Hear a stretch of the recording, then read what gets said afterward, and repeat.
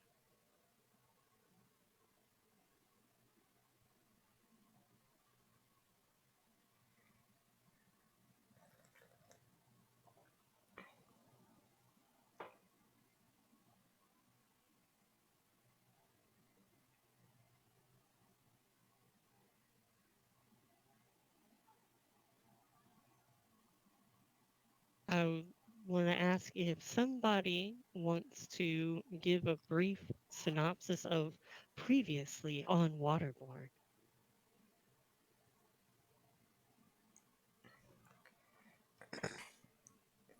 We did a thing, followed by another thing. And then we ended up on an island. Yeah, we were marooned, which is very, very nice. So they ended up being snake people or lizard people. I remember they were reptilian in nature, and they were snatching up people on the ship. There were Sawagan, which are like fish people. Fish people, excuse me. And we were their dinner.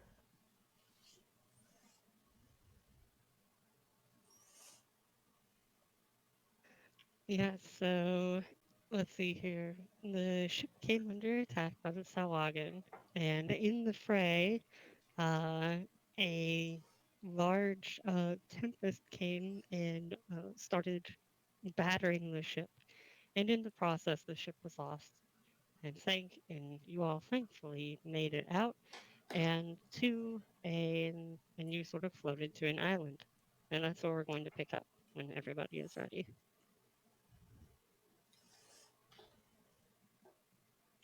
Let's see here. Everybody's in Roll20 now. Yay! Whoop, whoop, whoop.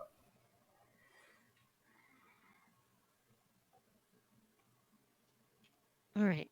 Is there anybody who's not ready? If you're not here, say so now. I am not here. Actually, I'm only half here. Oh, you're like me on my bed.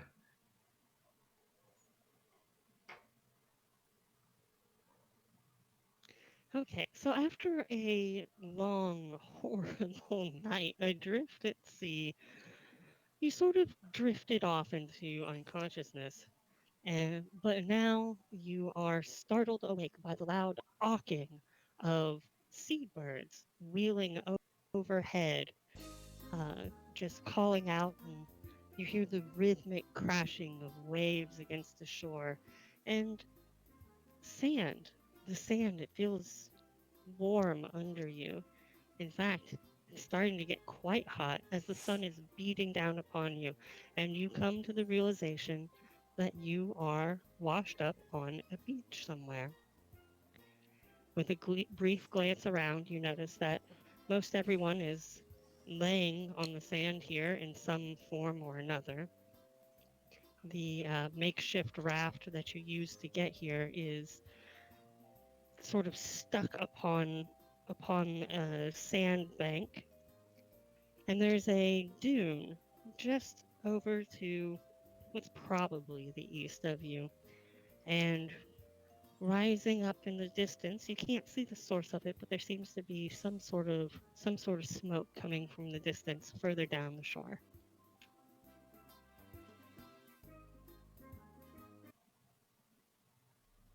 I'm a stand up.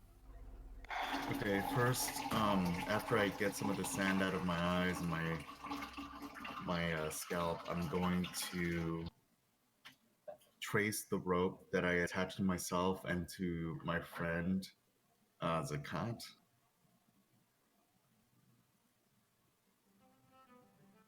So I'm gonna pull on the rope and then I'm gonna see where Zakat is right now.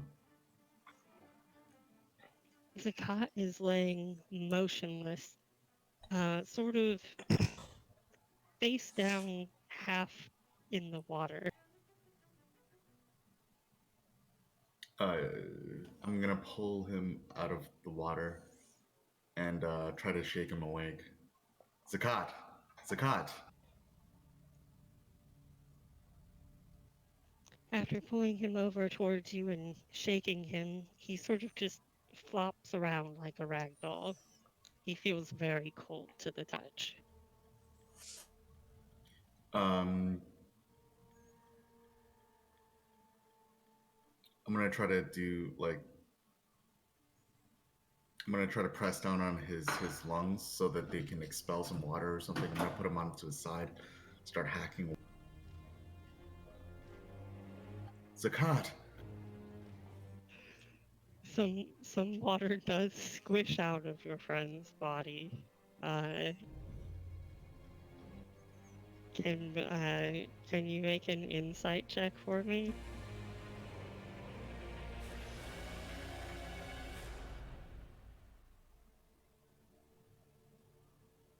Just a second here.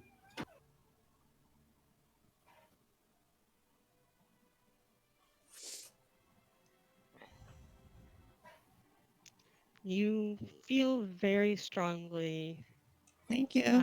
fairly certain that It's too early your for friend makeup, is no so longer alive. it's gonna be the face rig animation. I'm gonna keep on doing this. I'm just gonna keep on going. I'm just gonna keep on pressing. I'm gonna I keep woke on up like yelling at this. him. I'm gonna give him a couple slaps across the face. Gonna try to jostle him awake. Seeing this, I'm gonna hobble over and try to assist. I'm gonna push you out of the way. Then I'm just gonna stand over you and watch.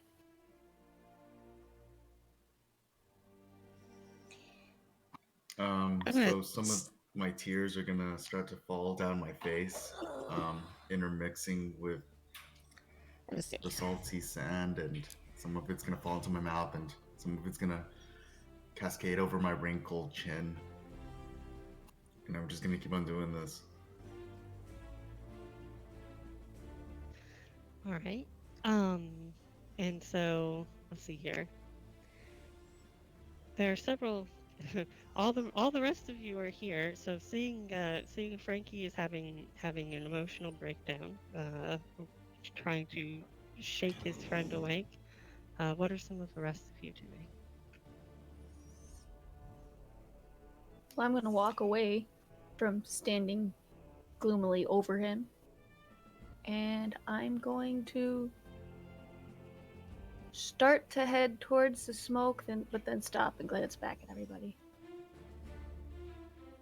And as for me, I believe you mentioned trees. I'm gonna walk toward the trees, and see if I can identify what kind they are. Being from the mountains, I don't know if that's something I can do, or if they're a tree I can't recognize because they're near the ocean. Um.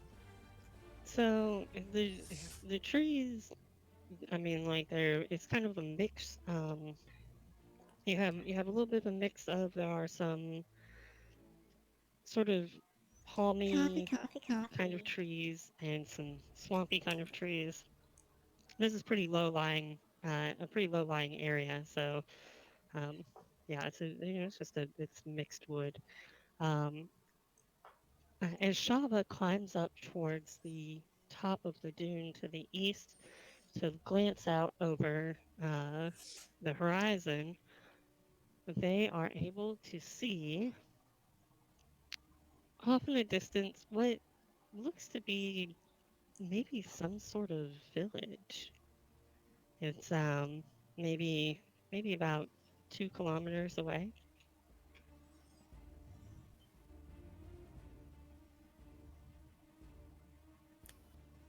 I'm gonna stare out at it for a while and then turn around and look at the others.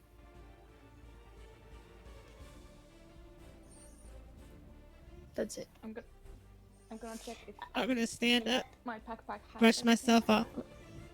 I gotta push top. I'm gonna stand up and brush myself off. Look around.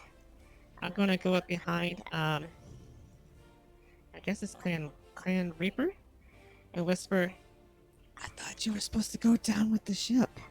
And I walk off and join Shaba. Shava nods to Vex, and then kind of jerks his head in the direction of the village. Possible village.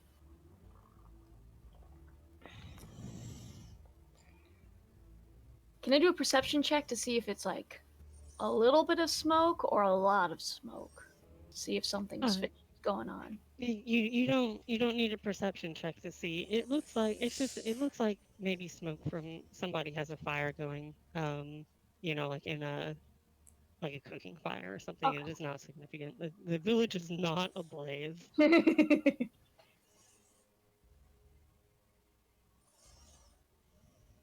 With an angry grunt, I stare at Vex's back before following them over to see what's everybody's staring at.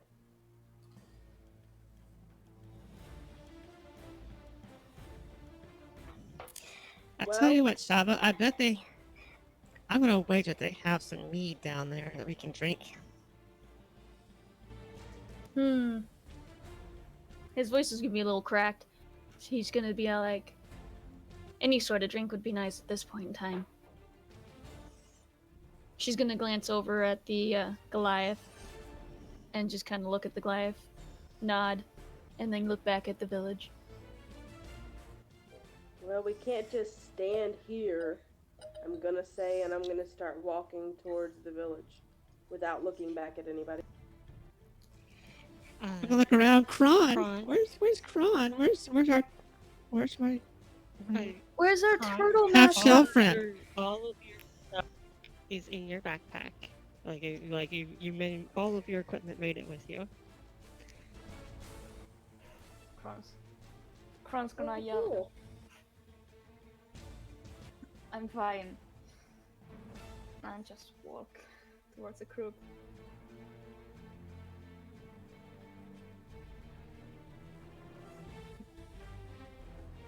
Everybody else okay?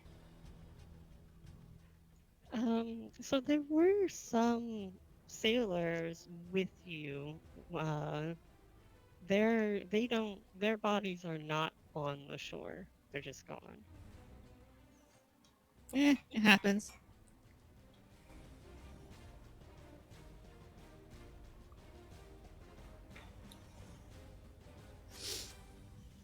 Shav's gonna is gonna turn back to the two who are still at the shoreline. So am I walking by myself then? Yep. Kron's gonna take a stick and tie a piece of cloth in it and stick it to the ground next to the horsey.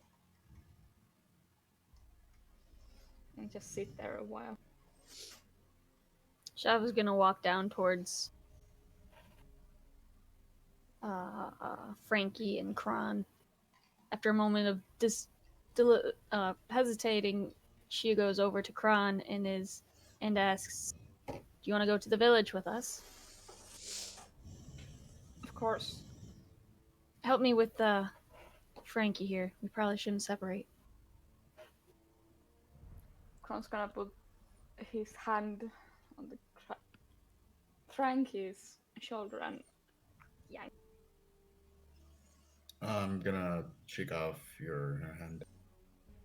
And after climbing down the dune that everybody was standing on, I'm gonna pause and then look behind me to see if anybody else is coming.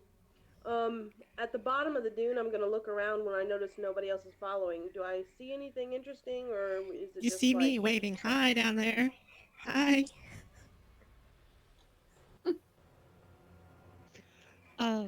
And at the bottom of the dune, there is sand and I don't know, probably some shells. Maybe even a tiny little crab. Out of Very your left interesting window, you crab. see sand. Out of your right window, you see sand. Well, being as I'm from the mountains, I'm going to um, kneel down and pick up some of the shells and look at them closely and then Yeah, place there's them across. some cowrie shells and maybe even like a clam shell. It's very sparkly. Cool. Yes, I love sparkle. But don't tell anybody else, that'll ruin my reputation.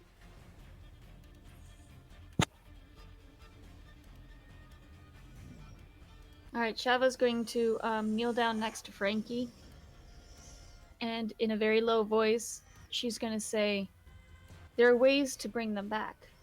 Come with us. We'll bring your friend with us as well."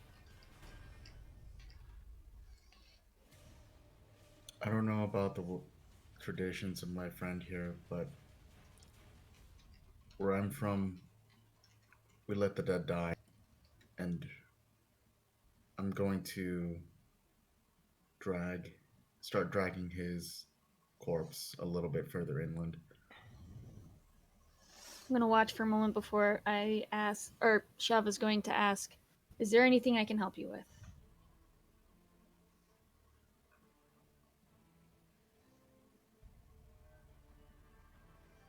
Oh wait, was that directed to me?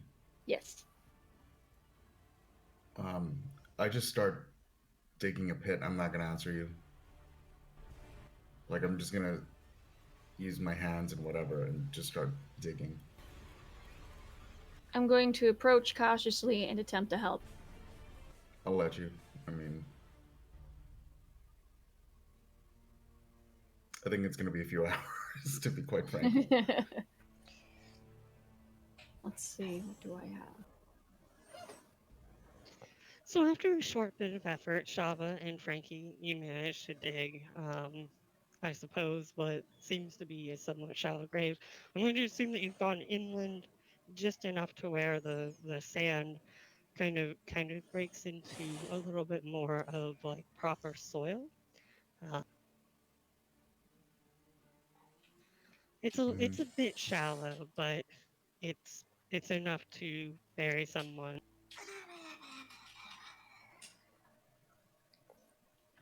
okay, I'm gonna look around for like a large leaf or something like that, or something to cover my friend's face, my once friend's face, and I'm gonna do a little wrap thing, and then I'm gonna start burying him.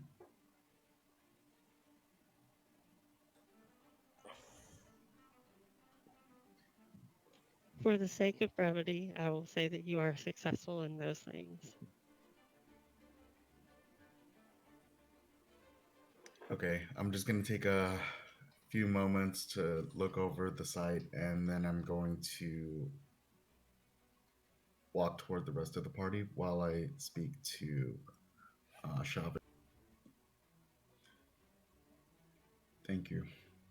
You truly didn't have to do that for me and for my friend, but thank you. Shava kind of smiles bitterly and says, "I once had a friend I was unable to bury. I know the pain." Frankie gives us a small nod of understanding, and yeah, I'm just gonna go, just keep on. Shava is going to pause and glance back at Kron. Kron's gonna nod.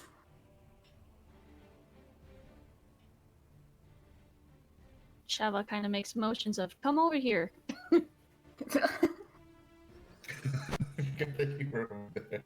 Kron, you're still at the shore, aren't you? Kron didn't notice. Kron's gonna also walk towards the group.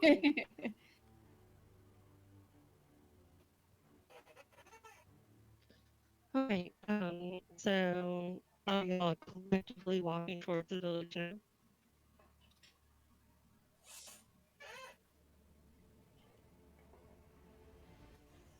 I'll take that as a yes. So you sort of make your way down the shore, shambling a bit as you didn't really get very good rest last night for obvious reasons. And after about 20 minutes, you come upon what appears to be a small fishing village.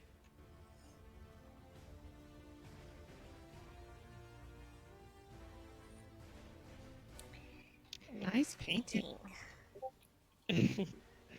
Thank you. I did not paint it myself. Oh, I know. That's from my art history class. So I'm guessing at a small fishing village, people are bustling around. What did it look like? One second. I need to change some stuff on my voice here so y'all can understand me better.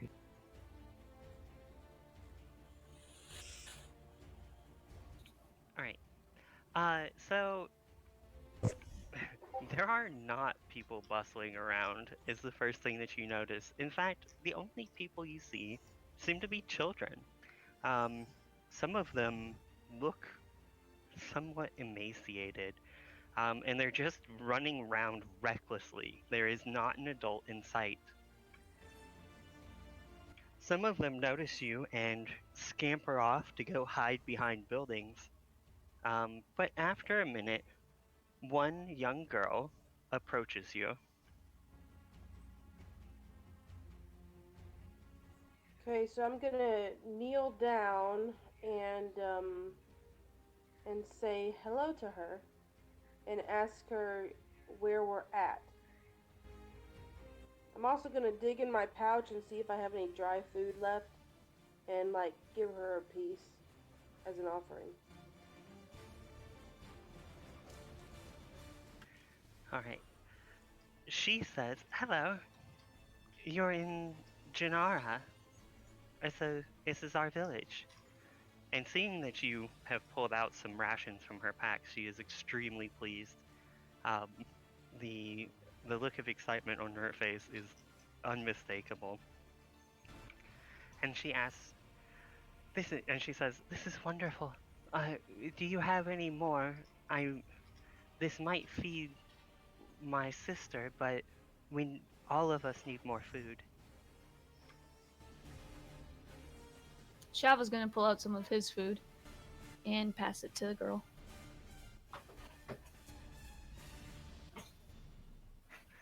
Yes, she's very, very happy, and she takes all that she can hold, and she beckons for you to follow her as she moves over towards a kind of broken down shack in the village. Alright, so I'm thinking with all these children running around, I'm kind of got a feeling that we better not give all of our food away because if they don't have any food, I guess I'm gonna turn to uh, Shava and ask her just in general, where's all their food at? Where are the humans? I mean, where are the adults? Just as a general worried question. Shava's gonna take a look around and pointedly look to see. You said it was a fishing village. Pointedly look to see how many boats are there and what condition they're in. And most of the most of the boats that you see are not in sailing condition. There is one that looks like it could maybe go out and do some fishing, but it definitely couldn't handle any um, serious treks across the ocean or anything, but would probably be appropriate for casting nets off of. Does it look like there are a decent number of boats, or does it look like there are some boats that could potentially not be there? Some of the boats, it looks like there were more boats here before, but they are gone now. I turned to who was it? Was that Mendla who was just talking to me? Or not Mendla? Yes, Clan Reaper. Clan Reaper. I turn to Clan Reaper and I say, "It seems perhaps that these children have been abandoned here." Hearing you speak, the young girl chimes in. Oh, I don't know if abandoned is the right word. My father and most of the adults were taken, to go work for the Marquis. He's come back now, and all the rest of the adults that were left are having a meeting with him in the town hall. But please, please, I have something to give you. I don't have much for this food, but it's all I have left. And she runs off over towards the shack that she was trying to get y'all to follow her to.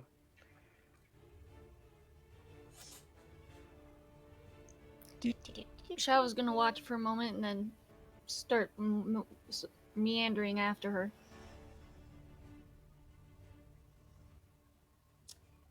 So the She so the parents are in the town hall, you said?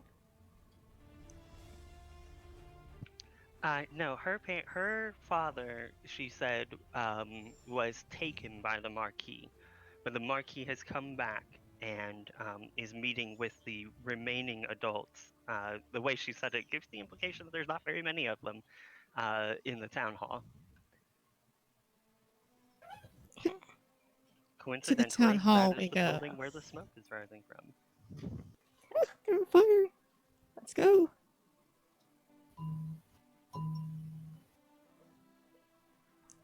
The girl comes back out from the shack and presses a small stone box into Shava's hands, and she says, "Before the Marquis took my father, he said for me to keep this safe. I haven't been able to figure out how to open it, but it's all I have. Please take this. Thank you for helping me." Shao gonna give a small little bow. It's my pleasure, little lady. And then he turns to others and says, "Perhaps we should go join in on this meeting."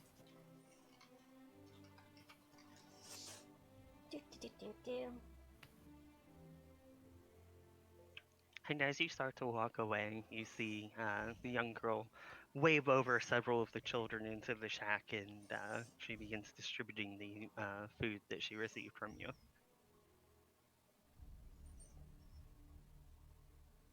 It's my box. I pocket the box. I snatch it from you for you put it in your pocket. I put it in my pocket. I snatch it back before you can put it in your pocket and put it in my pocket. Yeah, and I snatch it back for you put it in your pocket. I snatch it back before you put it in your pocket. No, I snatch it back for you put it in your pocket. I say enough, and I take the box and hold it above my head and walk away.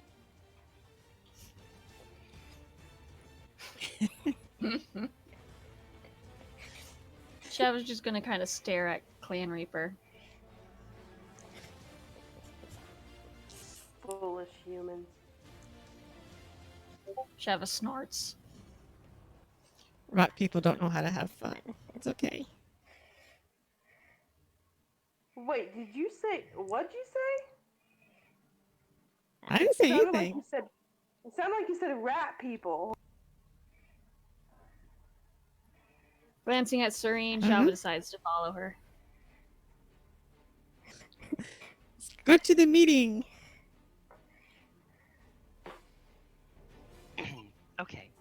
As you enter the town hall, it's kind of an open room with a couple of benches kind of haphazardly strewn throughout it.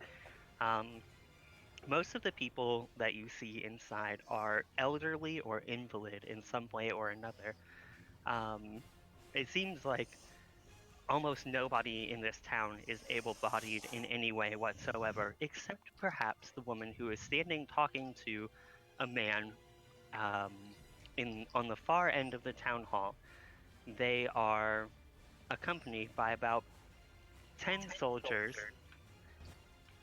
All of them are very well armed, and seeing you enter, before they were kind of just sort of like lazily standing around. They sort of snapped to a little bit more of attention and placed their hands on the handles of their weapons. You overhear part of the conversation between the woman and the man who is standing there. The woman says, "You cannot squeeze blood from a stone, Marquis. You have taken almost every person from this village. How on earth are we supposed to produce this wealth to pay you?" And the Marquis, the man standing across from her apparently, uh, draws a misericord and presses it against the woman's throat. And he says, "I do not care how you produce it. You will pay me by the end of the fortnight, or I will come back and take my payment in blood." The woman seems, interestingly, not particularly fazed by the presence of the dagger against her throat, and apparently has been in some pretty rough tumbles herself based on the scars on her arms and face. She does, however, bite her tongue.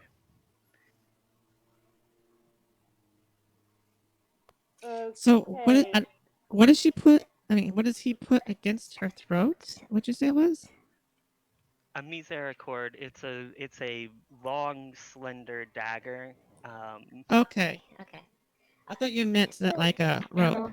About what size is the guy? How tall is he? I mean, is he skinny, bigger? he is not particularly buff, though he looks to be fairly fit. Um, he himself is not wearing any armor. Though, let's see here. Uh, give me give me a perception check.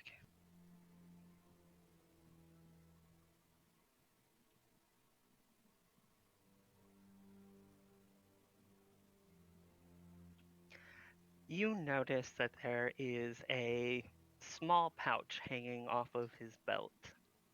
Um, Serene, are you a soldier? What is your background?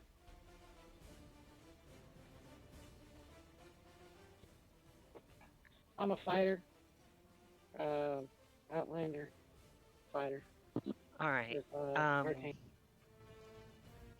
yes. I, as much as you, on one hand, want to see the Marquis slayed, you you notice that there are 10 well-armed guards standing between you and him, and they look like they will not be a pushover. Okay. Because I was. So, how far away from him are we? Um, I don't know, maybe 25 feet.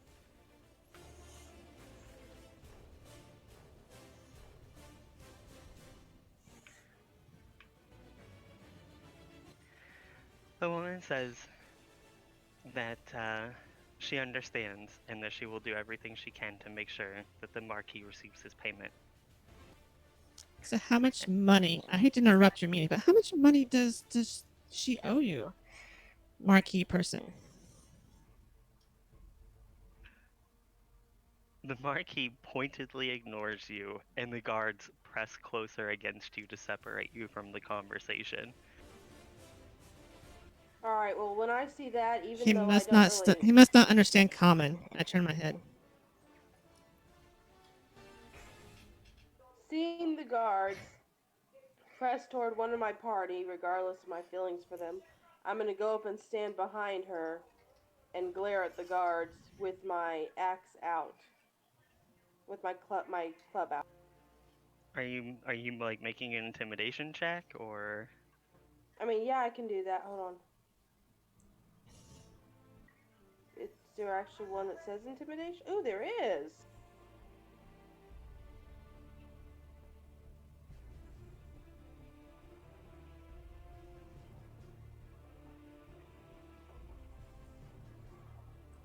Because I'm bigger, would that be an advantage or just a normal roll? it's just a normal roll?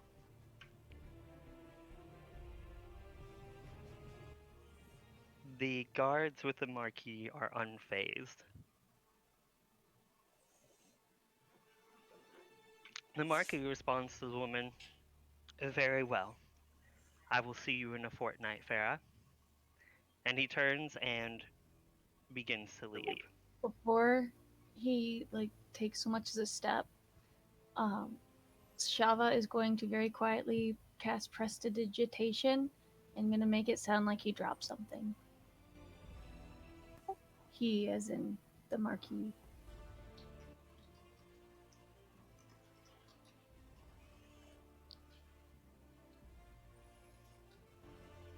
I'll allow it, though that's not really what prestidigitation. I Doesn't mean, it like do that's sound? an illusion, but Dropped your pocket. um, Sorry, I thought it he did sound. he does not. He either doesn't notice or doesn't care. Uh,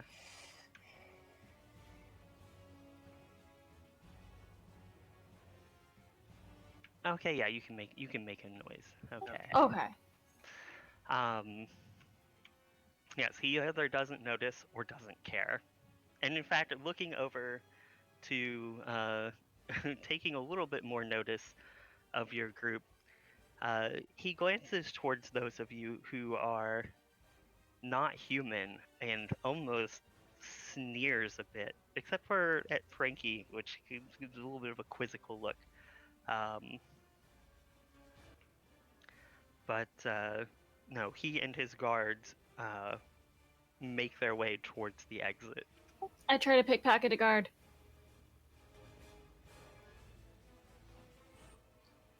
Get him. Get him. Take his Okay. pocket lint. I must get the pocket lint. Can you make a sleight of hand check?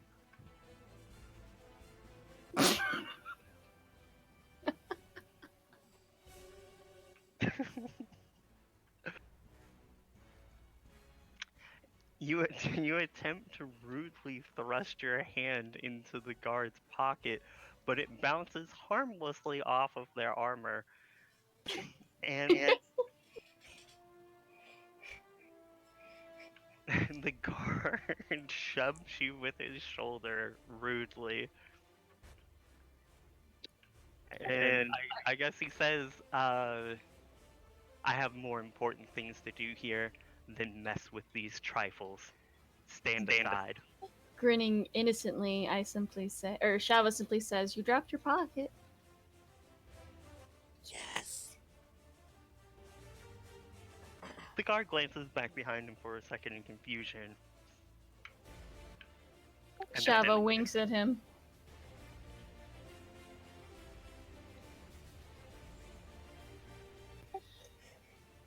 And then I cast Charm Person on the guard.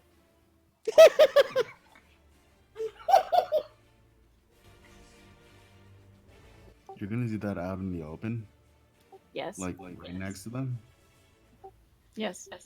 with the other guards. I'm looking gonna at you massage too? her shoulders as she prepares her spell charm person. Shava begins to wave their hands in the air and chant. At which point, all 10 of the guards turn, weapons drawn, prepared for blood. And this is all. I'm going to give you an opportunity to stop before this goes to rounds. Like you do not feel like you could I get the possibly win this fight. suggestion. Shava frowns and then drops her I hands. speak up and say, "I'm Just sorry. hold I'm the sorry. plan. I was rubbing her shoulder or rubbing their shoulders, and I tickled them. It was my fault." Shava suddenly spouts gibberish and starts jumping around to make it look like she's dancing instead of dancing.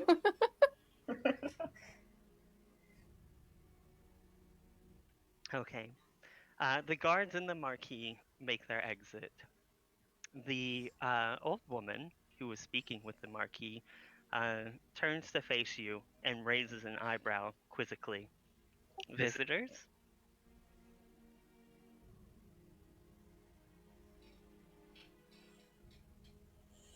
Shava kind of shrugs. I guess so.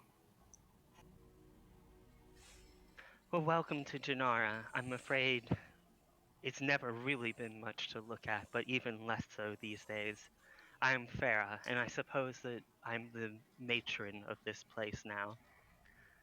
Getting a better look at her now, you see that her arms are covered in quite a few tattoos.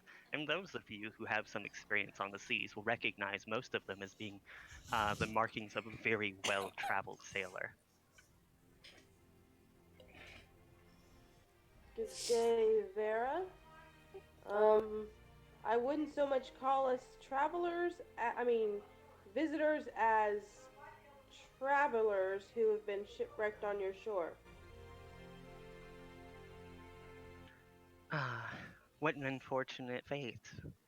I'm afraid that we don't have much aid to offer you at the moment. Um, most of most of the people of the town and our ships have been taken by the Marquis, pressed into service. I'm afraid that there are dark days ahead for the Isle of Kisua and all of the kingdom. Shava's gonna glance around, and then she's going to turn to Vex and whisper, "Let's be pirates." Aye, pirates.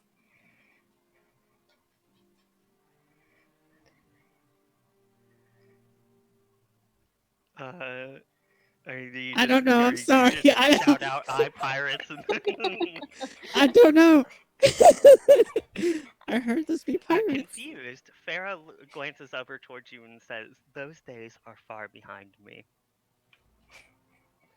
Okay, so I'm going to turn back to Vera and I'm going to ask her, who is this Marquis who seems to be causing so much trouble to this village? Oh, she rubs her temples in frustration. Marquis Devane, the Red Marquis. He is one of the rulers of these lands. Ah, he sits upon the Witten and is the lapdog of Prince Karin. He is a bloody and terrible man. He says that we must pay him a tax that we could not ever possibly produce. I don't know what he wants out of it, but without help, I don't think that we have any hope of ever paying it. And we don't have any way of seeking to flee either. I ask Prince Kerrigan? Prince Karin, yes, the son of the late King Wern, he lives in the castle in Jalfir. Is Uh, he a Can fair you ruler? can you put like the names you're saying in chat? Yes, please.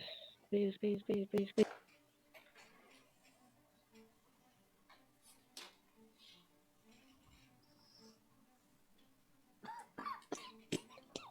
Ooh, sorry.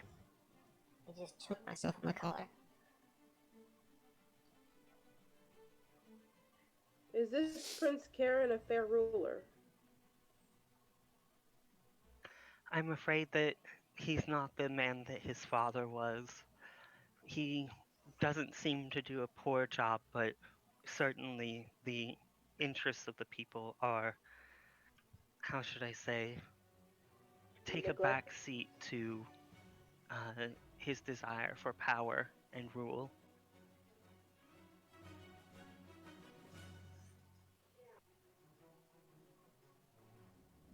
There has been some contention over the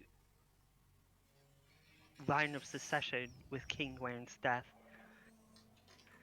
It seems the prince desires the throne, but others in the Witten have not granted him his wish.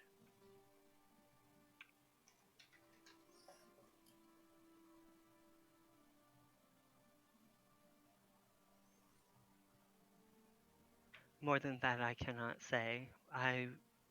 We hear a little bit about politics here and there, but it's far beyond the scope of what we deal with day to day in this village. Fair. I have a question for you. What Yes, if we helped you, would you be able to help us build a new ship to continue our journey? I'm afraid building a ship is beyond the skills of anyone who remains here. However, there are some who might have access to a ship. All right, I'm gonna glance around at everybody else with a quizzical, questioning look. Shava whispers, "Pirates."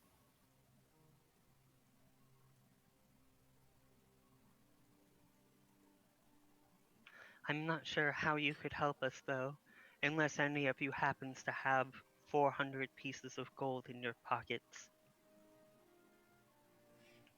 I think the only place on this island where we might see such wealth might be in the old abandoned temple, but none Let's of us could go! possibly retrieve it.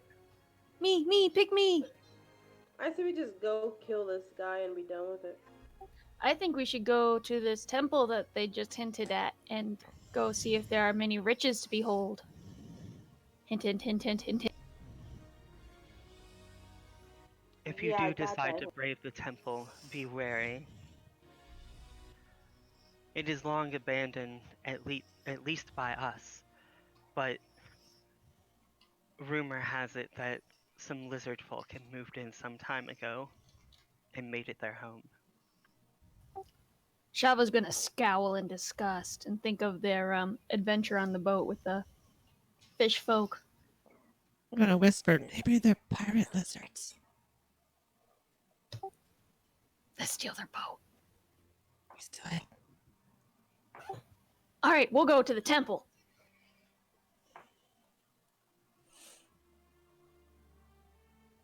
Here, I have a map that may help you.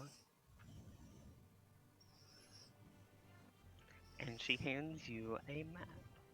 1 second here while I make this Look visible for to the all red of you. X. It's always where the red X is. Is there a red dot? A red dot. A red dot. Is there a red dot? If there is, will you chase the red dot? Hell yeah. And there you go. You should be able to. I don't know if that should be visible to you now. You have the map No. of Kisuwa. I cannot see it. Looking under the little journal icon. Is it under Ah, there? okay. Yeah, it's under there. Yep. It's very It's in there. small. Oh, if you click on it, it comes up bigger. Oh, okay. So where we are? That's what Are we she in Sierra? I believe we are in the bottom right corner, if I am correct. And where's the temple at? To the right, it looks like. Up to the right. Yes, it's mostly north of here. There's some jungles there. And it looks like some corn. I don't like corn people. As long as it's not a sentient How far? scarecrow. It looks like it looks like the temple is near the water. Maybe we could stay near the water and walk that way to get to it. Aside from the cliffs, Right.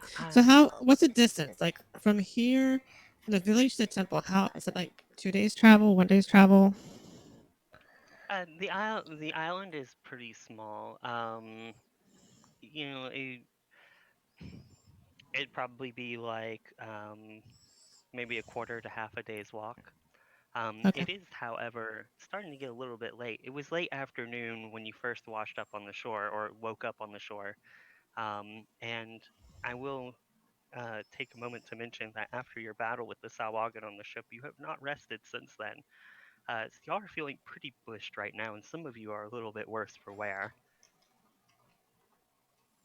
Okay, well perhaps if you can point us to a building which we can sleep in, then we will start our journey there tomorrow. Yes. Well, most of the shacks around the village here are sadly unoccupied at this point. Um, but I suppose just to make things easy, you could stay here in the town hall if you wish. There are a couple of rooms in the back that were once upon a time sort of offices or meeting spaces that no one will disturb you there.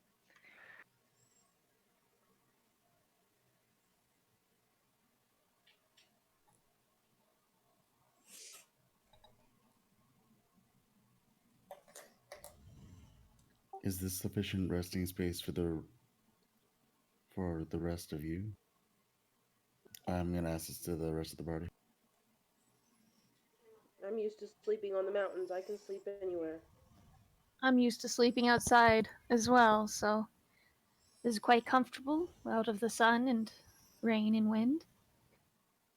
Suppose it doesn't matter where we sleep It's as not. long as we get some It's sleep. not a. It's not a bed, but I guess I'll make it too. You sound like a chipmunk. I know. Are you inhaling too much helium? Or I too said. much coffee. I said. It's not a bed, but I guess Will it'll. do. There we go.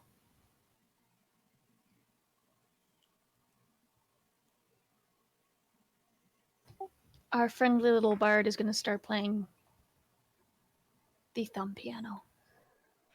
All right, so y'all are taking a long rest, I presume. Yes. Mhm.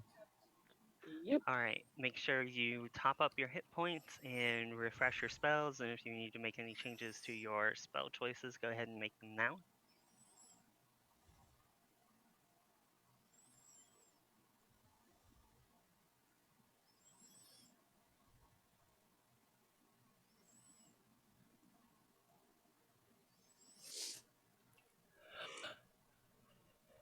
Ooh, I get fireball.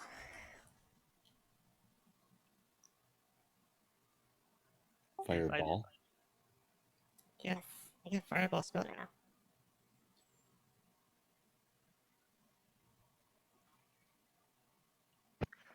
All right.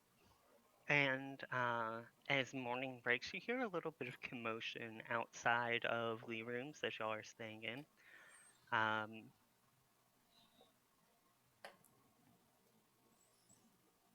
And if you peek out, or you, I guess there's not really There's like a a whole lot of creepy stuff in the girl way here, outside right? This place is pretty watching us decrepit. sleep.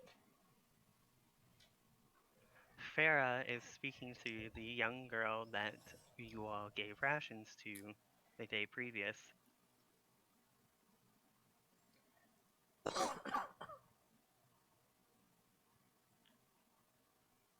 And she says to the young girl, "Yes, Asiri, you will come with me on the boats today to learn how to fish." Asiri looks a little bit distraught, but is trying to put on the bravest face she can.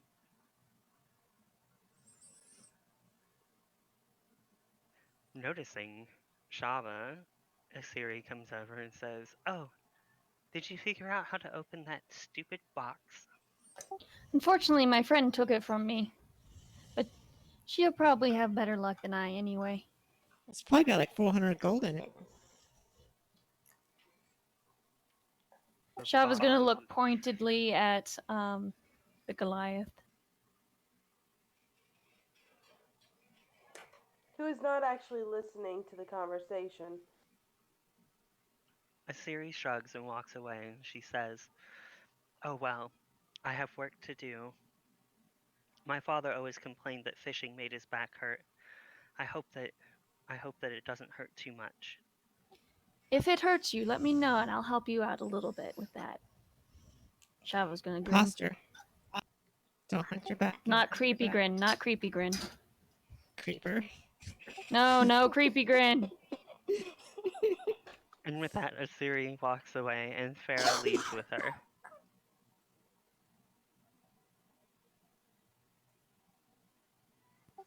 Well then, shall we be off? I just now realized the series walking away. I thought we were all going to the temple. What's going on here? We are, but Asiri is going to go learn to fish. Gift thief. Shava turns away from Clan Reaper. It's my box. My patience is legendary. Perhaps, friend, Shava says, still with her back turned, you should attempt to open my gift so I can see what is inside.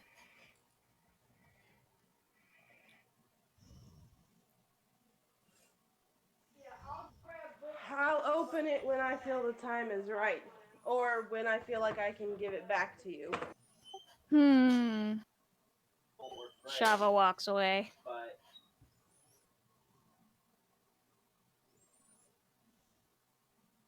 All right. Um. So, is there a consensus on what we're doing? Going to the temple? Yep, going to the temple. Let's get a move on so we can get there and get back maybe by the end of the day.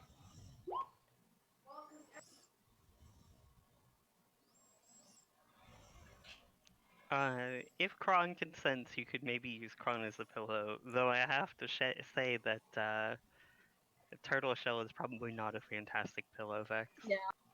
Very comfy. All right. So you exit the town hall and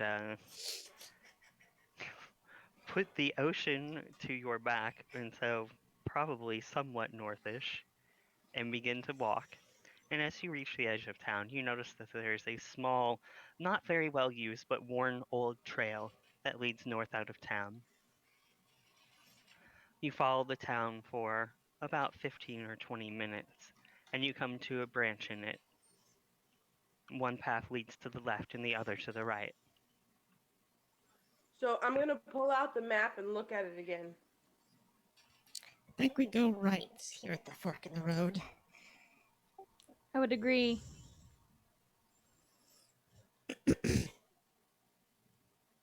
I don't know. The map looks like it might be a little bit longer, but we might stick clear of the trees if we go the opposite way.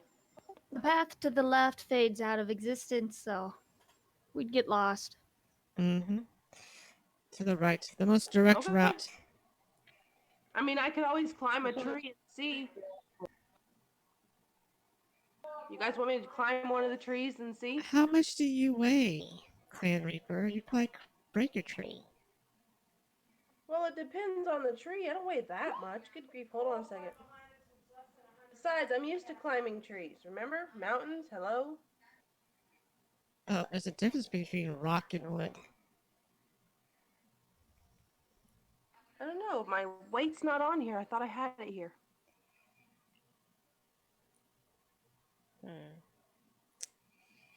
Who's got a scale on him? Let's pull it out and weigh our friend here before she climbs a tree and hurts herself. Well, I mean, to be honest, couldn't Serena climb the tree considering the fact that she is a boat person?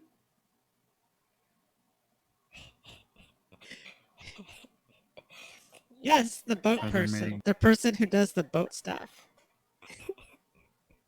Are there many trees on boats? No, but there are masts.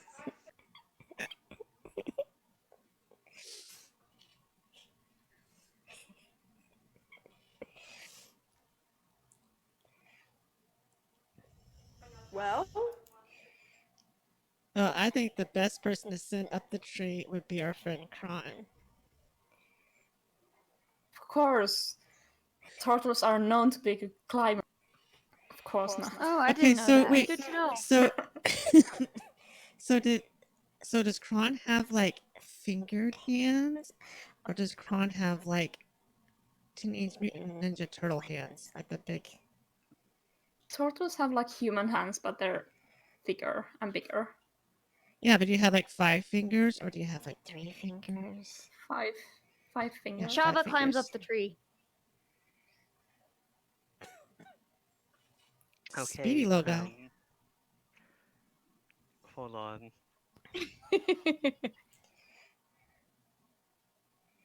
Should we tell Shava now or later that there was poison oak on that tree? Okay, Shava, can you make an athletics check for me? If you insist, this is gonna be funny. Hey! Look at you, going Against tree. all odds, you manage to shimmy yourself up the tree, and you see some More grass trees. and trees, some clouds rolling by, It's a pretty nice view. Off to the west, you see you see a small stream and some more trees around it.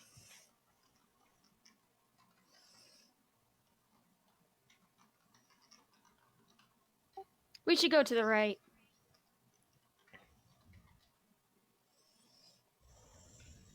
Well, just because you say we should go to the right doesn't mean we should go to the right. What exactly do you see? I Is see she that. still? I see that we should go to the right. Yes, I'm still in the tree.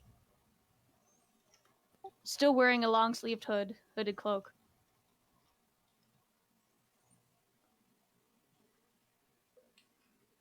All right.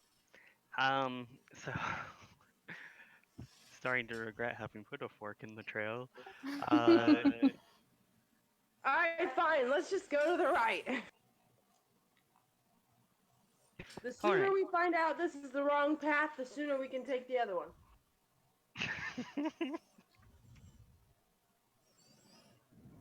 Let's go! Come on, vamonos. Everybody, let's go! Whee! I slide down the tree and join them back down at the floor. Okay. Having finally decided that the trail that leads its way to the temple is in fact the way to get to the temple, the party sets off on their journey. We had to make sure. Shava plays his instrument the whole way there. As you start to work your way Do you into actually the have an jungle. instrument? Oh, that's a kalimba. It's some piano! I'm getting really tired of Shava playing the instrument. I'm about to take it from her. All right. No, you'd have to fight me for that one. You hear the sounds of birds in the forest, making all sorts of interesting noise. Of course, the classic kookaburra noise that always goes along with the jungle. And it seems to be getting quite dark here. The canopy is blocking out most of the sunlight. Um, However, most of your walk down the trail seems to be surprisingly rather uneventful. You eventually come. Oh my god, wait just a second. You eventually come to stand before a large stone structure that seems to be partially embedded into a cliffside. Um, there are vines growing over it. It seems to be in a level of disrepair, probably. It's been quite some time since this place was regularly used by anyone from the village. It probably even predates the village from the looks of it. Shava probably predates the village. Yeah, I'm gonna let my dog outside. Yay, dog.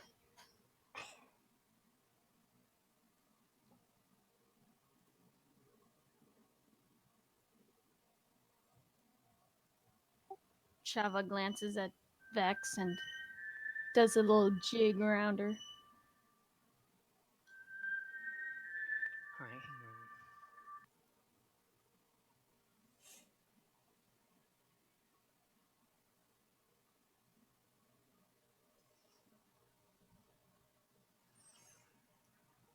hang on. Ooh. Here we go!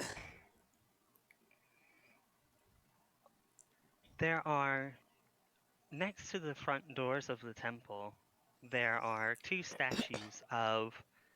They're in terrible condition. One of them is missing its head and vines growing over top of them, but they appear to maybe be statues of sailors, one of them with a cutlass held out in its hand.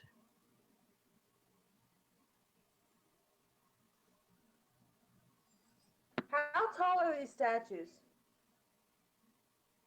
They are human tall. I admire this one. So I'm gonna go to the one with the cutlass in it and try and pull the cutlass out of its hand.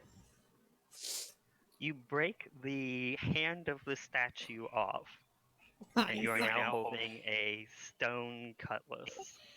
I glare at Clan Reaper.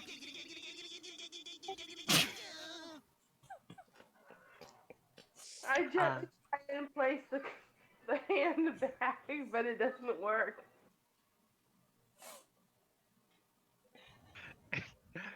The the front door of the temple also has a symbol on it that looks like two large waves. Um, let's see here. It's does anyone in the party have any like actual training in religion? Shava lifts both her hands up to the air and kind of sways back and forth slowly.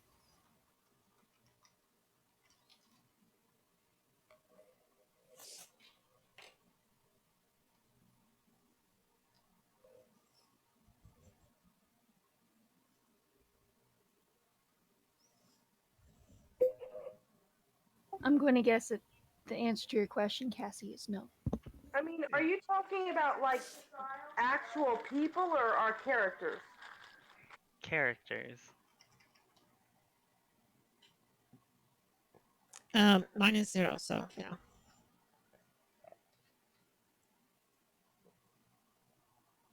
It's just some weird temple crap. Let's go in! Is there any like rooms or markings like above the door? Yes, there is a marking of a circle with what appears to be a depiction of two large waves on it. It's a wet circles thing. Well, I'm not very good of a sailor, but generally waves aren't a good thing, guys. Unless it's in Elvish or Draconic, I can't. There are no words. It's just an icon. Oh, I I'm know. going to try and push the Hold on. doors open.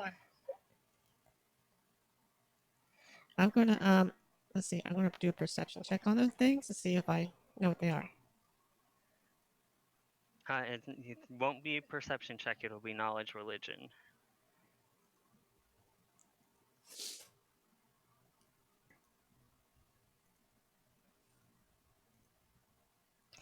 So yeah, so what this thing is saying is all are welcome who enter here and just come on in and have some food. That's what that symbol means. Oh, that sounds pretty legit. Let's go! Alrighty.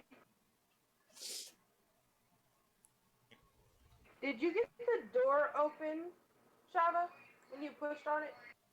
I don't know. Did I?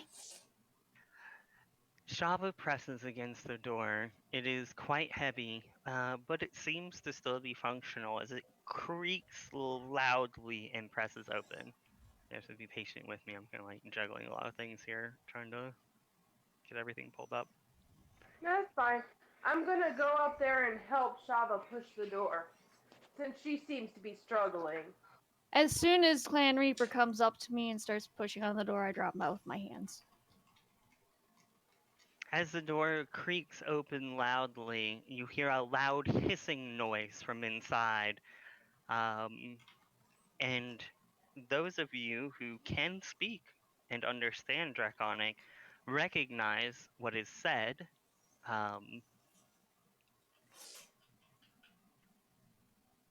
See if I did that right. No, I did not. And as you see some lizard people from inside the temple hiss and yell out in Draconic, "The hooded one was right! The people from the village have come! To arms, let us fight and eat!" And everybody roll some initiative. Yeep. Okay, so does everybody understand Draconic? Because I do. I do not. Alright, so when I hear them say that, I'm going to pull my weapon and yell out to the rest of the crew, prepare to fight! Or defend yourself! Which one do I do? I can't figure out which one to do.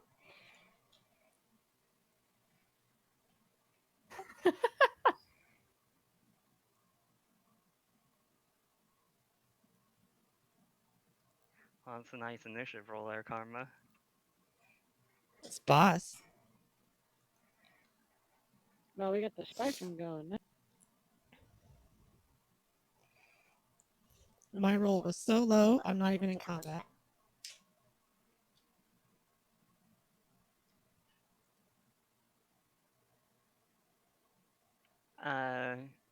So Sasha, you didn't fall asleep on us, did you? I think Sasha fell asleep. Sorry. Ugh. Okay, sorry, fell asleep. Welcome back. You missed everything. We got like about 200 gold. We fought a dragon. Totally missed it. Yeah, totally. Who did we just lose? Medla! Medla, come back! Oh, there you are. If Frankie, who is lost in thought, thinking about the etymology of the words used in today's discussion, suddenly snaps to and makes an initiative roll for me. Oh, man.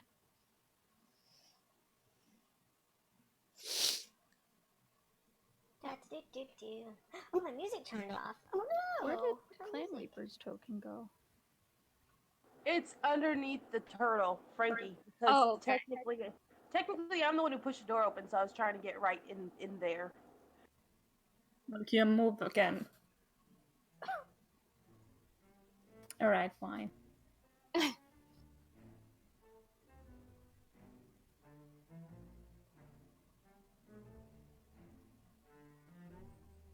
Alright, Serene, with a fabulous roll of 20, goes first.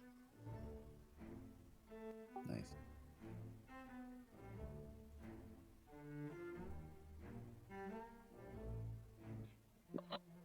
I was hoping something a little higher than me, but okay. Who's in front of me? They crouched down. They're small enough where I can see.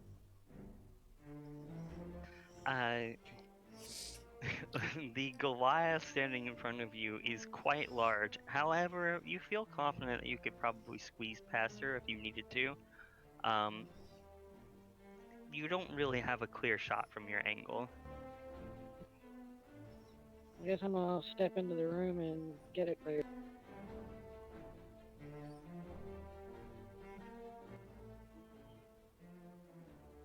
How much I can.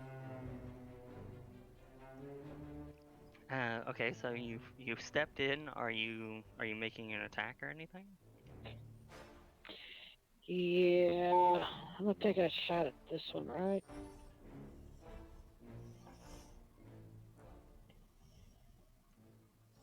And which one?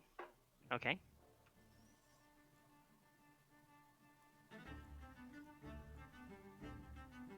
I accidentally closed my window with the stuff that I needed in it. Rip. A 21 is a hit. So you let an arrow fly and it thunks directly into the shoulder of this lizard folk, who screams in agony and looks upset about it.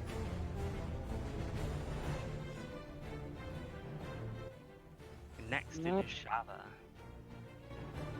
My turn. I'm gonna bounce up in front of this dude and attack.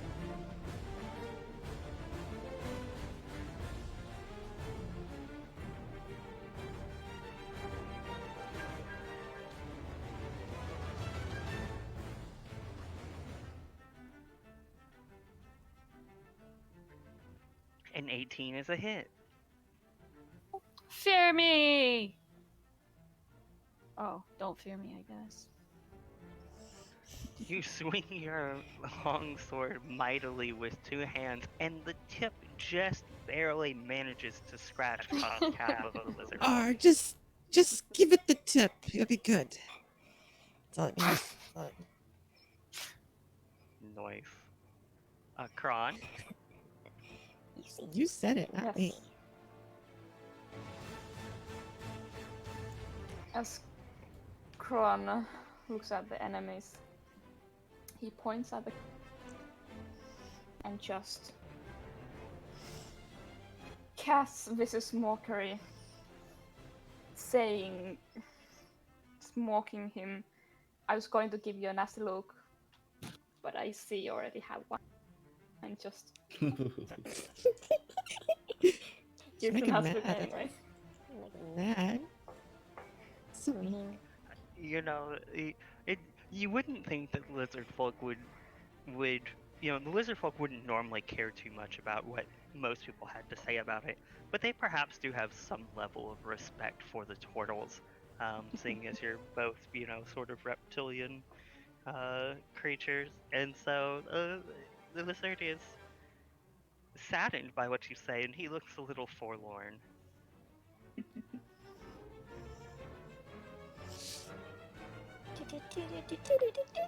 And let's see here. Oh, up next is the lizard folk.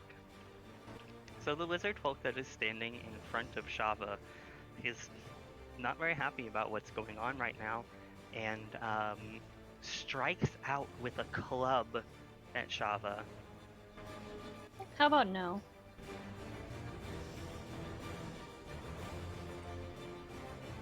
And misses. Good. However, he does attempt to bite Shava as well. No. And in his confusion, he hurts himself in his confusion, and ends up tripping over top of the decrepit bench in front of him, falling prone upon the ground. Java just kind of watches this with like a straight face.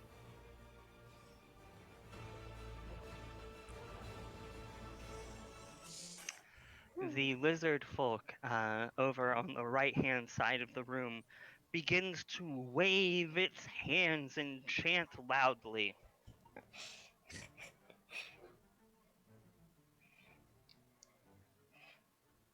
Watch out, Shava. It's doing the charmy thing. Hey, or it's ticklish. Maybe it must be tickled. This lizard approaches Shava as well Java just stares at it. and jabs at Shava with a javelin.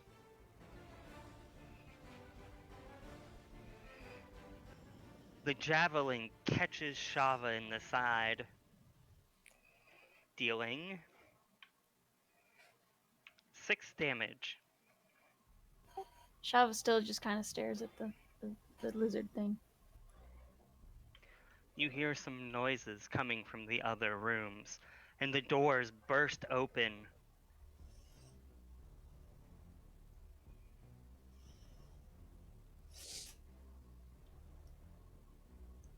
It's a little dark, you can't see in there very well, but you do see a couple of more lizard folk start to emerge.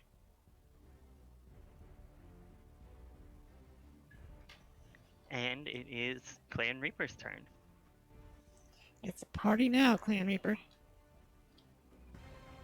Alright, so seeing this, I run to where Shava's at, to where the one around her that's coming up behind her and try to jab her, and I yell in Draconic, surrender or die, and then I swing my club at him.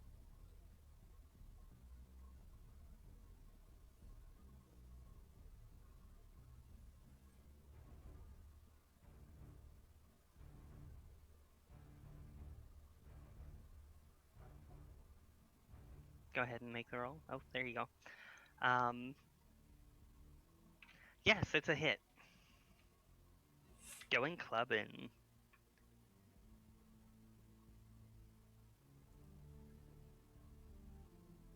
The lizard folk hisses angrily as your club smashes down upon his elbow, and he drops his javelin to the ground. Yes! Frankie? Yes. So this one is the one that Chava hit earlier, right? The one on the left of her? Or him? Yes, and he's laying prone on the ground now. Okay. So it's not dead though. It's It just is not prone. dead. Okay, perfect. I'm gonna take out my crystal ball. I'm gonna give it a quick rub, and it's gonna glow a little bit as I cast Toll the Dead. For 9 damage if it fails on a DC 13 Wisdom.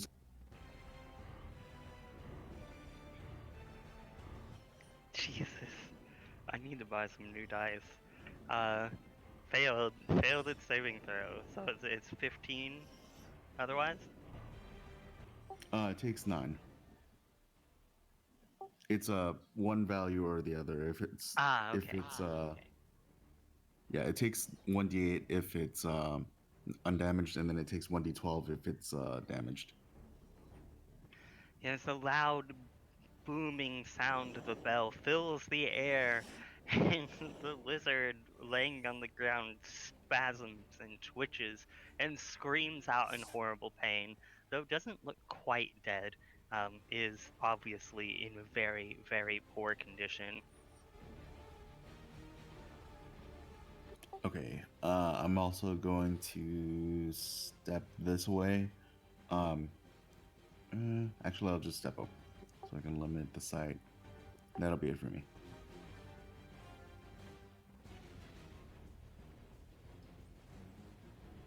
Alright, and Vex's turn.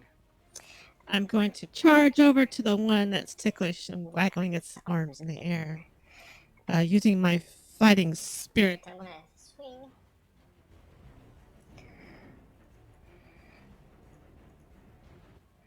with my katana and miss. Yes, you come very, very close to hitting the lizard folk that is waving its arms in front of you, but you just manage to miss it and instead only cut off a bit of the fringe from its leather coat. I'll be taking that coat with me tonight. Did you give yourself your temporary hit points? I'm working on it, but it's in my turn. Alright, and we come back around to Serene's turn. I'm gonna take another shot at the lizard boy that I. I will give you this freebie piece of advice. If you are firing a ranged weapon at someone who's laying prone, you have disadvantage. No, figures. Now goes. Hmm.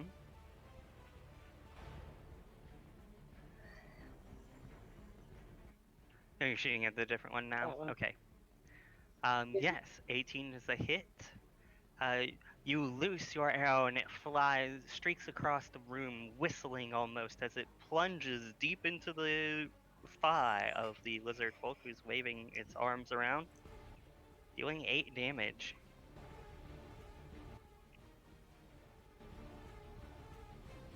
I gotta make a check here.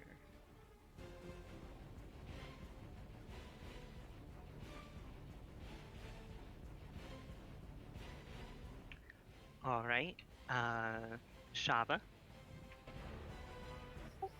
Okay. I am going to cast poison spray on the one that I have been attacking.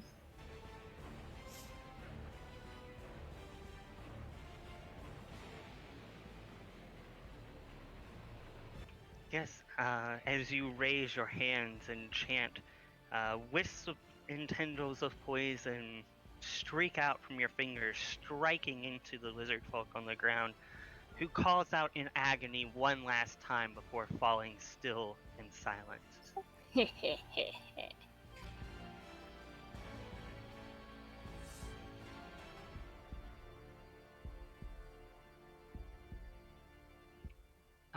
Kron, Yes. it's your turn. Well, Kron's gonna get inside for one. And just a quick question. who? Which ones were the one who came in the last? This one walked in. All three of these are coming in from other rooms. Okay.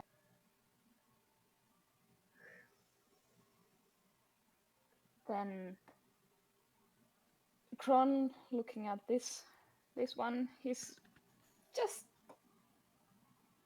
seems a bit puzzled, casting vicious mockery and just asking him, "I'm sorry, what language are you speaking?" I'm sorry for advance. Sounds like bullshit. A Wow. truly vicious mockery. I got a list of these. Let's see here. All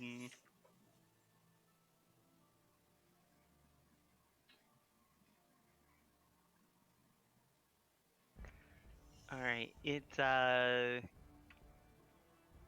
It made its saving throw, so I think that vicious mockery doesn't do anything if you make the saving throw.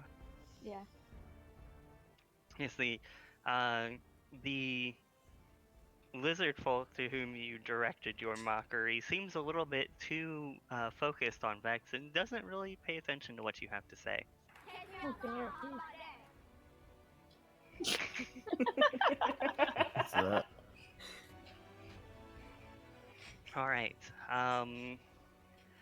This one that stepped forward and stabbed Shaba with the javelin looks very angrily at the Goliath that has come up and bashed it with a club, and it turns its attention towards Clan Reaper and draws its own club and strikes back.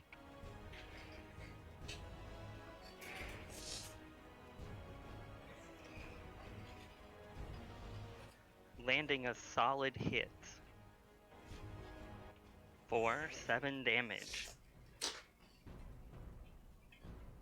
Okay, so when that thing hits me, I go into my mountain mode, which is called Stone Endurance, and I can actually focus myself to shrug off an injury.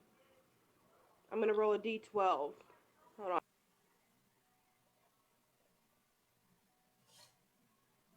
Okay, so I roll the d12 and then I add my modifier, my Constitution modifier to it, and reduce the damage by that total. So my Constitution modifier is 2. So 2 and 3 is 5, so I only take 2. Correct. Yes! I did it!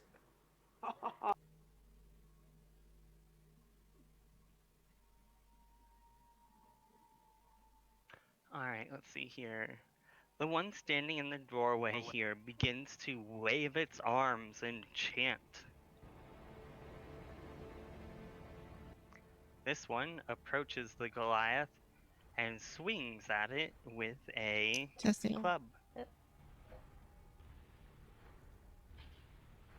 But misses terribly.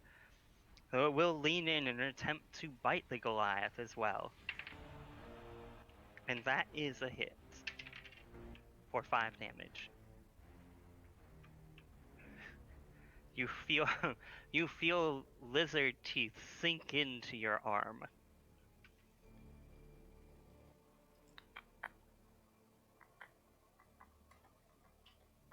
The one here that was chanting finishes the spell that it's casting. It raises its hand and a bolt of flame leaps out from its fingertips, slamming into Serene, who takes 7 damage.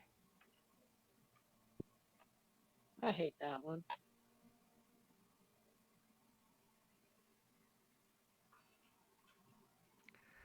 Let's see here. And this one steps out of the room and thrusts a javelin at Vex before attempting to bite her as well. Nope, nope, nope, not gonna happen. You're right, it's not going to happen, as both attacks miss by a large margin. You have really nice AC. I'm sorry, I took my headphones off so I couldn't hear you. They missed, right? Yes, they missed. Okay, I still want to hear it. Mummers. Jaguana? Hey, everybody, Frankie Poop. Alright, and it is now Clan Reaper's turn. Alrighty, I, filled with rage, start to chant in my draconic, and my eyes begin to glow, and I love this part. I get, like, you can start to see a sheen of dragon scales on me, and then I throw my hands out, and I'm going to use my magic missile, which has 3 missiles, but I'm going to use it at a higher level, and it didn't let me use it at a higher level. Why didn't it let me use it at a higher level? I just roll it multiple times for each missile that you fire. Okay, so I get 4 missiles at the higher level, which probably don't hit anybody. Oh no, they're unerring. So you just how are you directing these missiles? Who are I'm they hitting? shooting the 4 that are nearest me. These 2, this one, and this one. One missile to Anyone each of that them? all of them. All of them that I can see. Yeah, they all get one.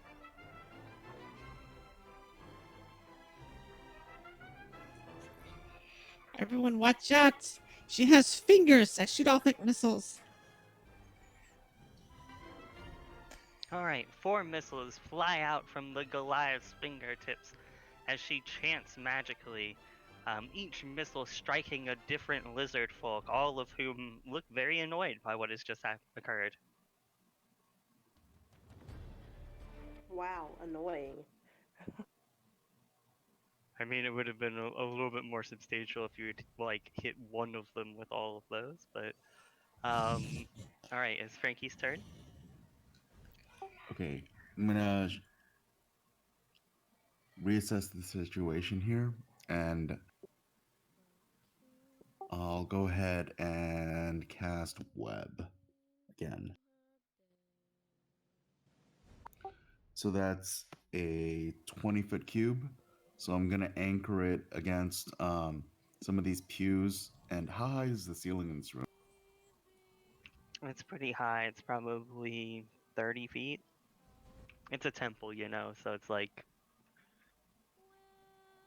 Okay, so I'm just gonna anchor it against this altar, some of the walls, and the pews. So it's gonna drape down like at an angle, I guess, while also encompassing them. So let me just draw that real quick.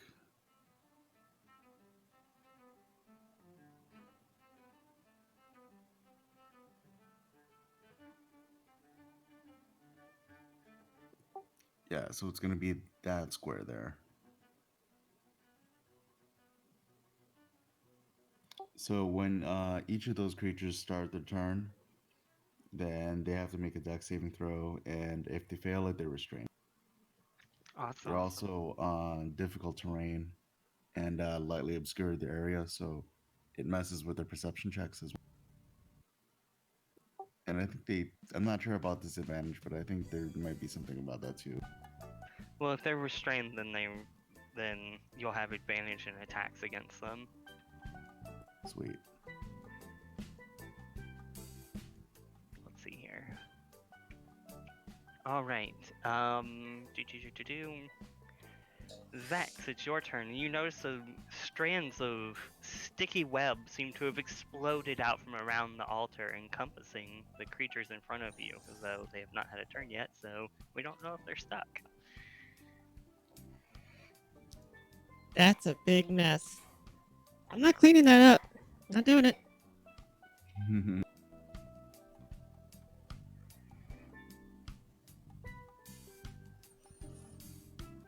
Gonna swing my sword at Mr.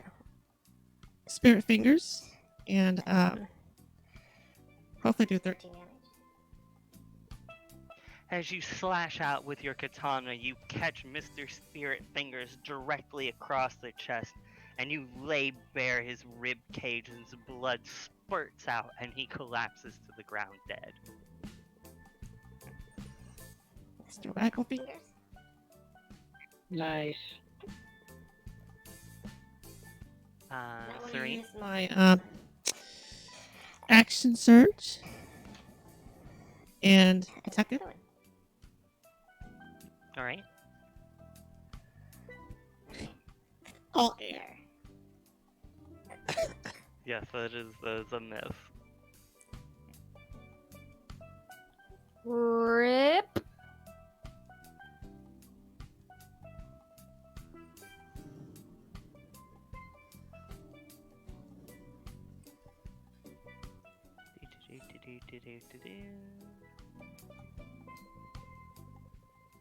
Can I go? It's about to be. In just a moment, I am looking at something real quick. Alright, I see. Yes, it is your turn, Serene. I'm gonna rip an arrow at that one.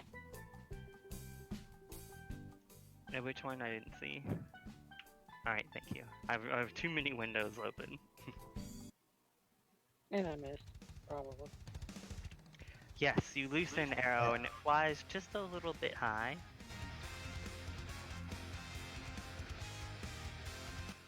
Sorry. Just a really quick question in the middle of this turn, I guess. If I wanted to use my portent thing, right? It basically says that I need to let you know before, like a miss or a hit isn't announced. But I don't want to keep on cutting in and doing that whole thing. Is there like a way that we can resolve that real quick? Yeah, if you want to use it for that attack, I'll allow it. And then, Okay, cool. So I'll give Serene a 14. I don't know if that's before or after modifiers. I don't think it says in the ability. it's the roll, so theoretically, I guess that the modifiers would then add on to that. So that's a 14 plus 4, 18. Yes, an 18 is a hit. Feeling suddenly more sure about yourself, your arrow twists in the air and comes down upon the lizard, striking it in the shoulder for 5 damage. Yay. And it is now Shava's turn. Mwahaha. I'm going to. Who do I want to do? I'm gonna cast poison spray on this guy in the doorway. Okay.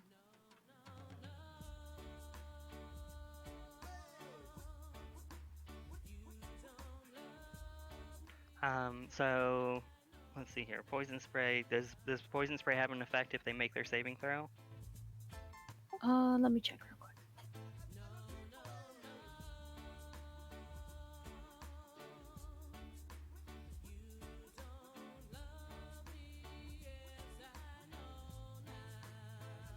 Yeah, it's like no effect. No effect. Mr. Wigglefingers seems to shrug off the effects of the poison unharmed. It is Kron's turn. Well, Kron a bit frustrated. His words didn't have any. So he raises his crossbow.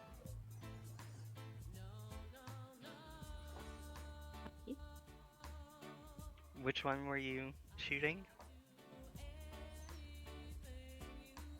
Okay. Hold on. I was able to see what you were doing there, so I knew which one. Alright, roll damage. Kron loses a bolt from their crossbow as it speeds across the room and impales the lizard folk's throat, blood spurting horribly out across everyone in the room as it collapses dead. Yum. Well, that had some effect. Yeah. Well, you already got a crit. I gotta make it flashy. Let's see here. It is now the turn of the lizard folk. So we'll start with this one here. Lashes out towards the Goliath with its club and attempts to bite as well again.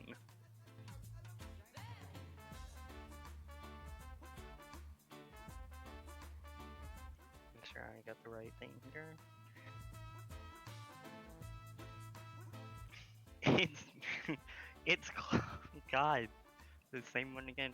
Its club bashes against the bench next to the Goliath instead, and it yelps in pain as it drops the club to the ground. It does, however, attempt to follow through with its bite, and it manages to bite the Goliath for 7 damage.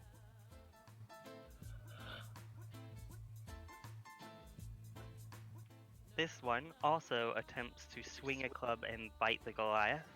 Oh, deck saving throw, please. DC 13. Oh, yes, correct. It does not make it, so in fact, this lizard does nothing and just manages to get itself caught up in web as it shrieks horribly and draconic in anger and frustration. Mr. Wigglefingers finishes casting its spell, and a bolt of flame leaps out from its fingertips, speeding across the room and striking Shaba for 7 damage. Bully. Shaba. Shaba staggers, looking a little bit worse for wear. It is Clan Reaper's turn.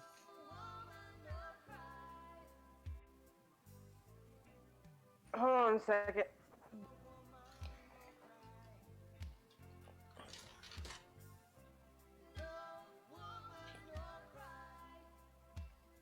Alright, I'm going to swing my club at the one to the left of me, since the other one seems to be caught in webbing now.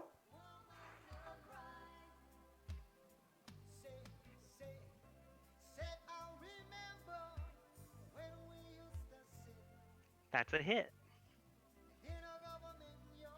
Yes, as you bring your club down mightily upon the lizard folk's hand, as it came out to bite you, you deal 6 damage. And this lizard looks like he's having a really bad day now.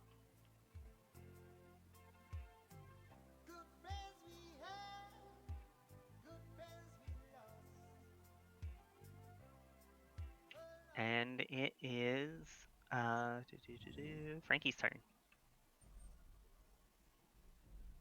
Okay. I'm going to again toll the dead on this one here. Presumably, I don't have line of sight on this one. That's correct. You do not have line of sight on that one. Okay, I don't see that one then. Yeah, I'll toll the dead.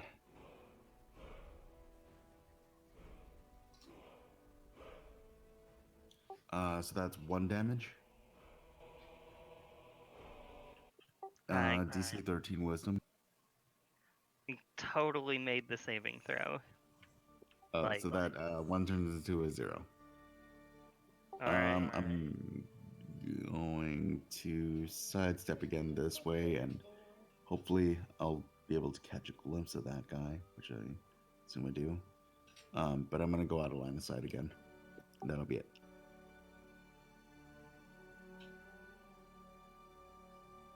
Alright, I need just a second because my dad's calling and he has the kids. It might be important.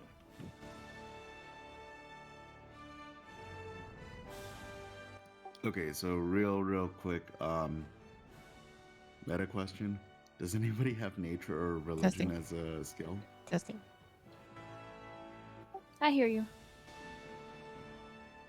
Very good, 5x5. No, I'm negative on both. None here. Which is weird because I come from the mountains, so you'd think nature would be good. Right. How about you, Callie? Nature and religion, you said? Yeah, either one of them. I've got 0 on both. Mm. Karma, Jen. 0, 0. I got 3 on nature. Oh, you have nature skilled? Yep. Sweet. Okay, thank you.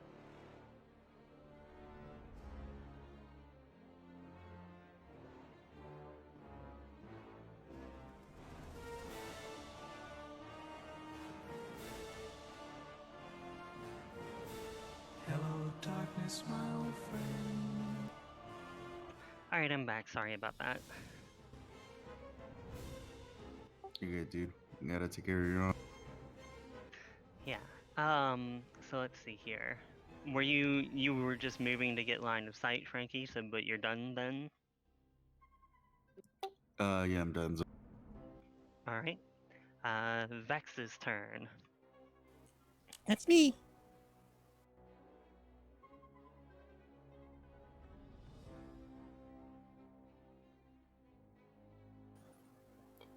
I'm going to swing at this bench on the ground and miss it.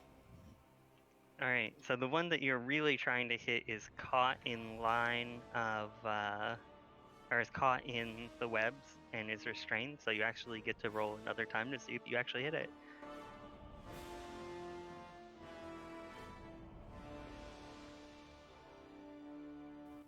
Ooh, better damage, too.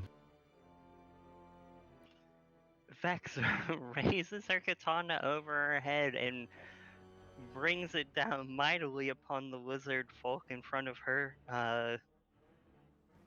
slashing it brutally across the chest. Though it does not quite die, it is having a very, very bad day.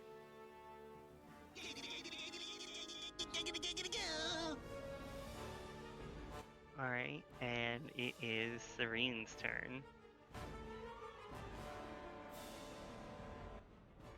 I'm gonna take a shot at that one.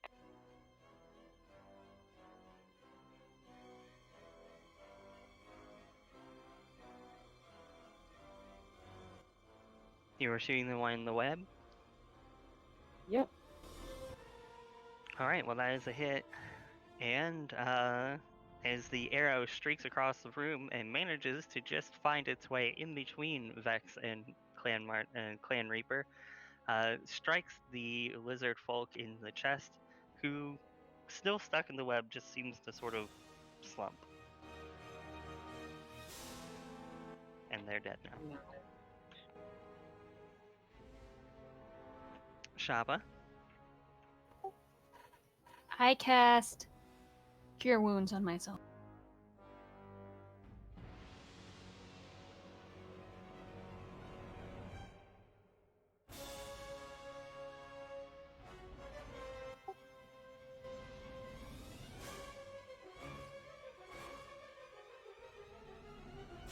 Why isn't it working?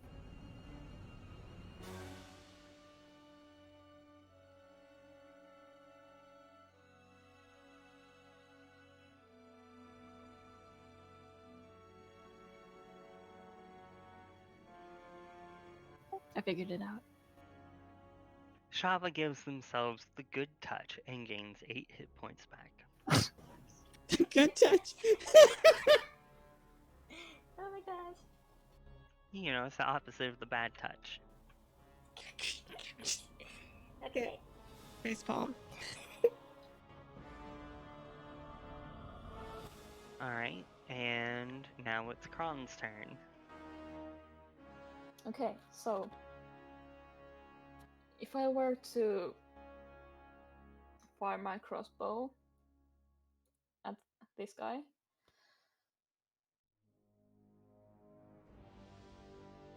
I mean, would it hit anybody else? Is there anybody? No, you have a clean shot. Oh, that's good. I'm gonna be right back. I was just given a chore that needs to be done right now. Go wash some dishes. No, we have a big storm coming and we've got some stuff outside that needs to be put inside immediately. So BRB. Go bring it. Okay. It's a hit. Nice. you, Kron looses another bolt from their crossbow, and it managed to just graze the arm of the lizard folk.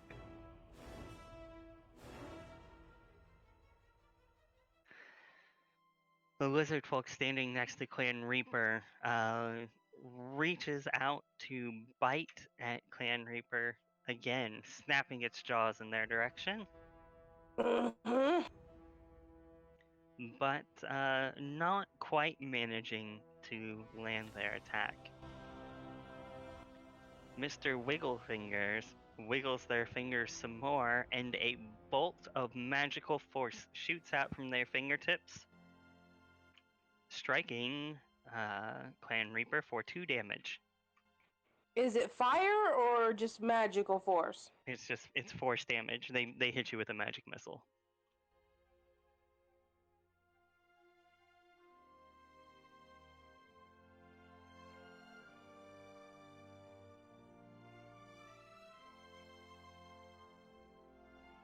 And it is Clan Reaper. Alright, hold on. I'm gonna see if I have something that can heal myself.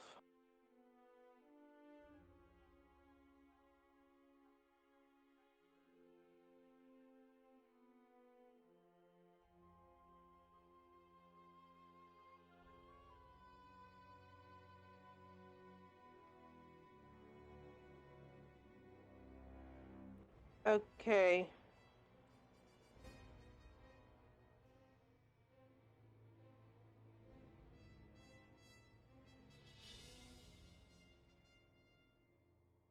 I'm going to, I think, pull up my shield and put a shield around me.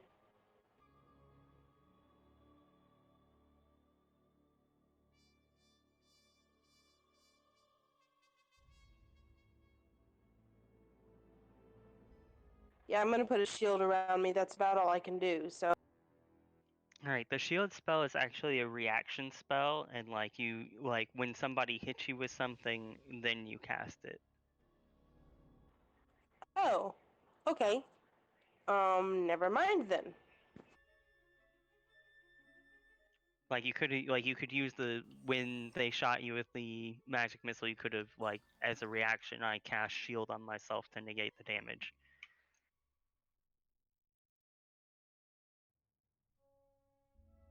Okay, that's fine. I'll do that next time.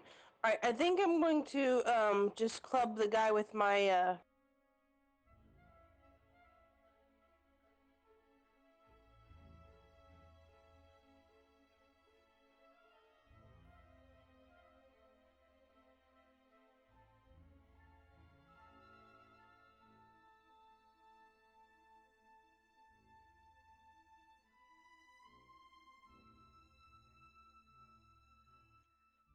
You brandish your club angrily, but manage to not hit anything with it.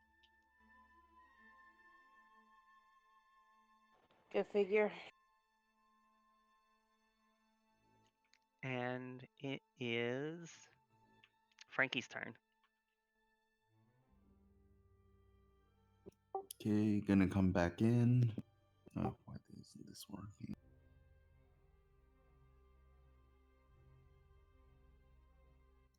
Gonna take one step over here. And I'll cast, oh, why isn't that spell working?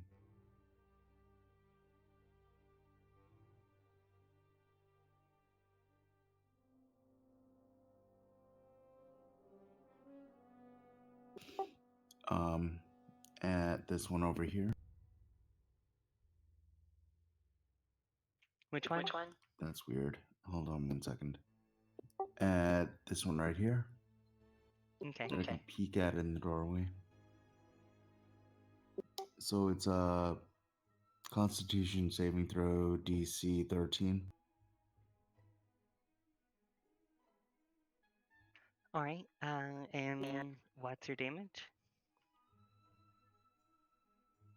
It's 1 cold damage.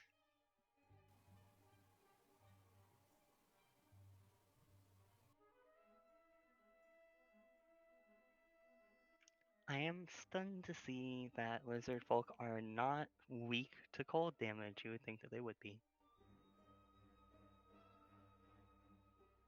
Yeah, it's like thermoregulation or something. I don't know. Alright. The lizard folk looks unhappy, but not particularly phased. Vex.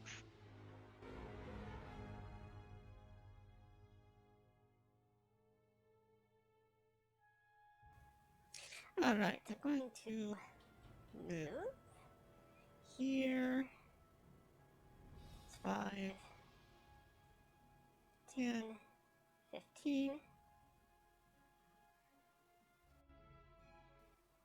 And attack.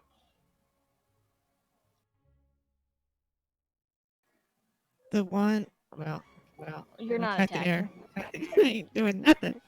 Alright, it's my turn. You slash out with your katana, but don't manage to hit the lizard folk. Instead, your katana sort of clatters against the wall and you drop it to the ground. Well, that sucks.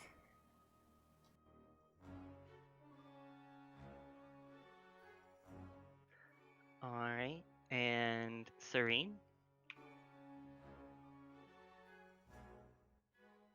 I'm gonna take a arrow shot at this one. That's a hit. Serene looses an arrow and it streaks across the room, striking the injured lizard folk in the eye, who just quietly falls over to the ground. Bullseye. Shaba? Or is that lizard eye? I'm trying to work out how this spell works, so give me just a second.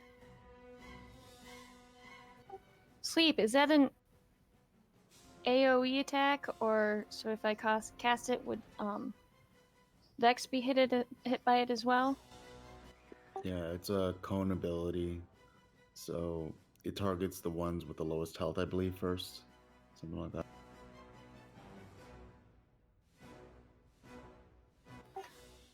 Alright, well, I'm just gonna cast it, hope for the best. Cast it at the one in the doorway.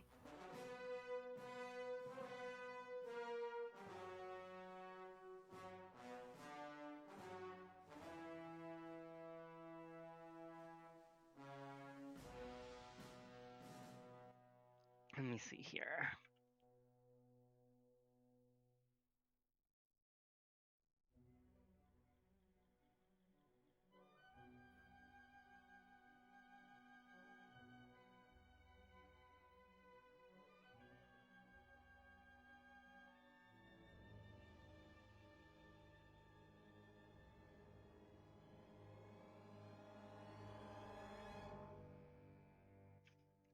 Let's see here. It basically hits all of us.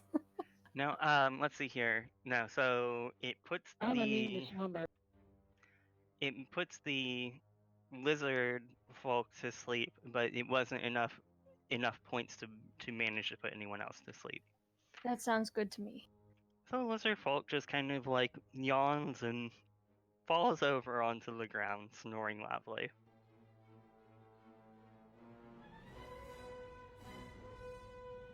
I say we tie him up and try and get some information out of him. It's Kron's turn. I say we keep it as a pet. Well, it might know if there's anything else in here, not to mention where the gold is. I still say we keep it as a pet.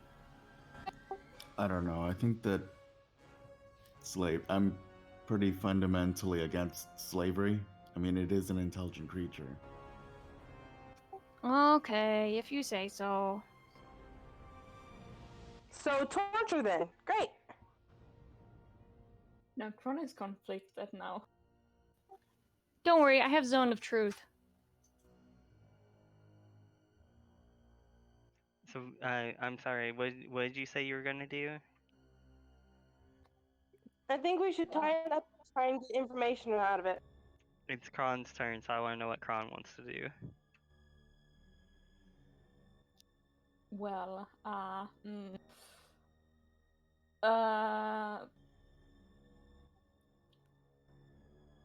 Kron looks at Frankie, be puzzled. That's it. All right. Flame Reaper. Oh, well, can I tie it up? Or do I have to, like, fight till the battle's end? I mean, you can go in there and make an attempt to tie it up. Sure. I mean, are we still in combat right now? I mean, like, it's sleeping on the ground, but it is still hostile to you. So if somebody wakes it up, then it's going to still try to fight. There's the reason why I haven't taken us out of rounds yet, until we resolve what's happening to the creature. Okay, well, I'm gonna ask everybody else then, because it's the only one left. And do we want to kill it, or do you guys want me to, like, kill it, or what? I'm gonna run it through. So I mean, killing this creature now would be. I mean, it is disarmed, and it would be killing something in cold blood. So I'm vehemently against this idea. Well, Tie if it I up, maybe inquire as to its intentions and all that, maybe. But I don't think that we should kill in cold blood. Yeah, except for I'm pretty badly damaged. So if I try and tie it up and it wakes up and hits me, I might end up dying. So maybe I'm just gonna move toward it and prepare to attack it and let somebody else try and tie it up. So I just moved. Oh wait.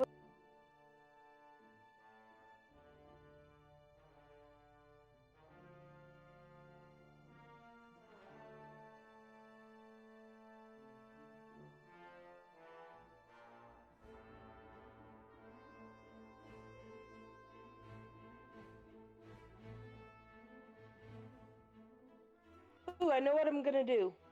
I'm going to cast Enlarge Reduce on it and reduce it in size.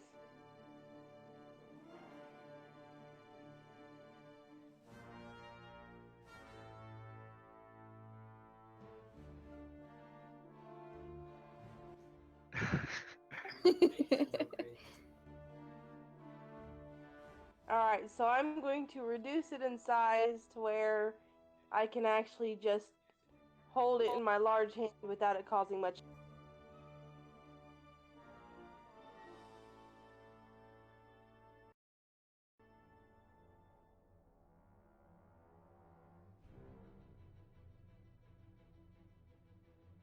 So what do I need to roll in order to try and do this? Nothing. So it made a saving throw, but it failed. So the the lizard has reduced in size. It now looks to be about the size of a child. Let's see here. It does, however, startle awake at the shock of shrinking in size. Alright guys, this only holds for for like a minute, so if you guys are gonna tie him up, we better do it now. Alright, and it's Frankie's turn. I'm just gonna suggest to the rest of the group that if we decide to tie him up, that we put him into this web over here. Since it is sticky on the floor, we can basically glue him so he doesn't run away. But yeah, I'm just gonna go ahead and suggest that, and I'm also just gonna be very, very against unnecessary violence or torture or anything like that. I will reiterate that the lizard is awake now, though it is laying on the ground. Yeah, I'm just gonna say this in common to everybody. Like, I don't care that the lizard's listening. And that'll be it for me. Vex. oh, I'm gonna pick up my sword.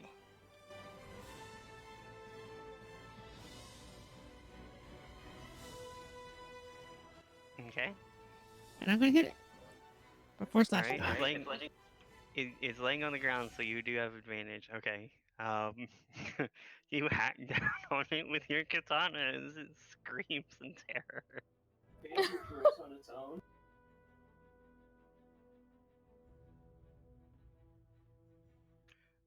Serene.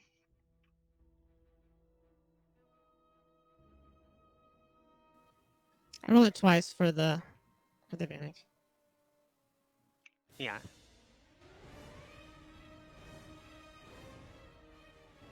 It's your turn, Serene. I'm just gonna move. I'm just gonna move over here and tell this thing in Draconic to give up or die.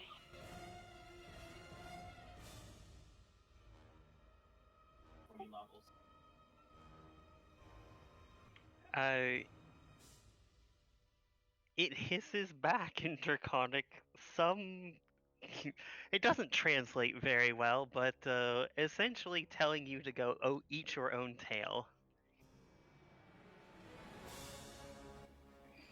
Hey, Jen, I don't know if you saw my out of character. Quick question. Shaba. Yes. So this spell is only supposed to last for 1 minute. Does that mean that by the time it's its turn again, it's going to be full size? No, as long as you continue to concentrate. A minute is what, about 6 turns? Like 6 goes around of everybody's turn. Oh, A okay. minute is 10 turns, 10 rounds. All right. Because Yeah. an action is 6 seconds, so. Either way, this fight is going to be over before the spell ends, I'm sure. My turn? Yes. I move over here and cast sleep. No, I'm just kidding. I'm gonna like try and wiggle between the doorway and Vex so that I can swipe at him with my sword. Yes, I will allow you to swing with your sword. I'm just gonna kind of wiggle it and flail it wildly at it.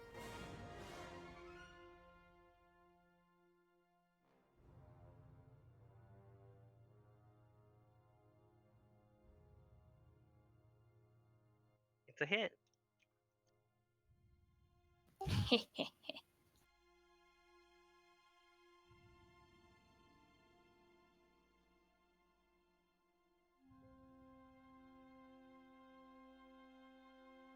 I'll give you a little more vision since you're standing right in the doorway.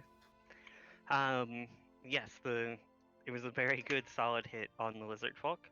And it's Kron's turn. Well,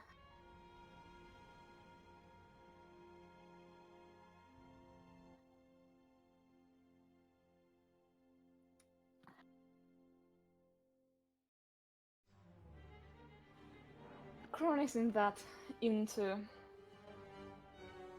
1 versus 5, so he's gonna step back.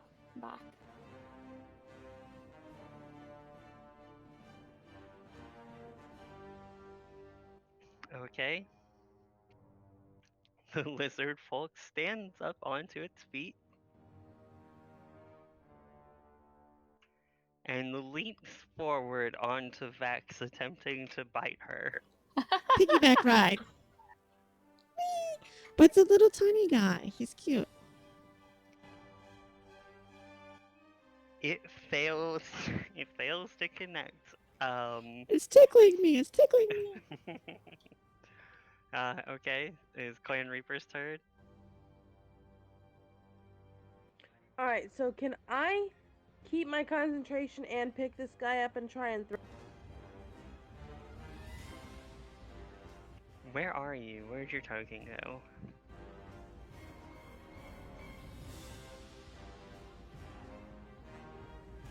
Alright, She's standing on my head. you can pass through another person's square, but you can't stop there. Oh. Yeah, y'all are too big to like stay in the same square together.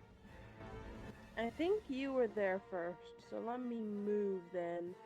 All right. Well, all right. So, cause I moved here on my last spot, can I move like to the opposite side of the lizard? Then is that No. probable? No, the lizard is not going to let you through. All right. So then I can't grab him and throw him. Okay.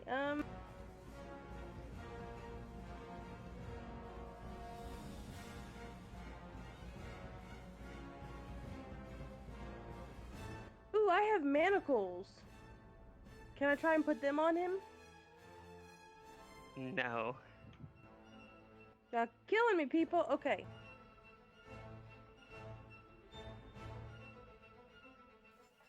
Shoot your fingers off at it again. Or did you already use all your fingers? No, I didn't. I got to get into my spells.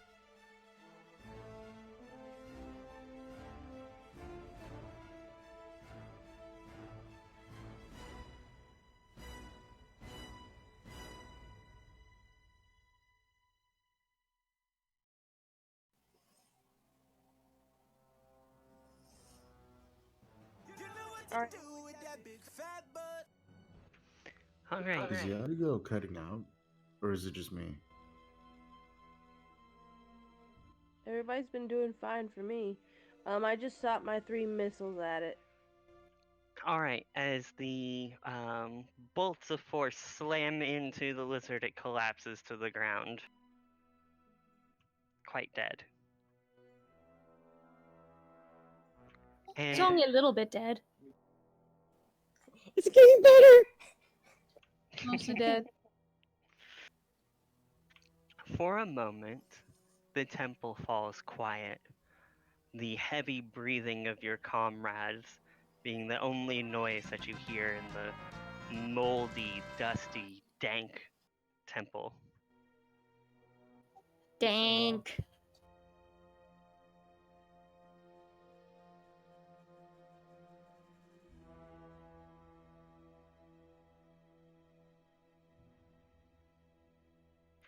You do hear the trickling sounds of water from a fountain in the corner, and the water begins to slowly rise out of the fountain and spill over the sides.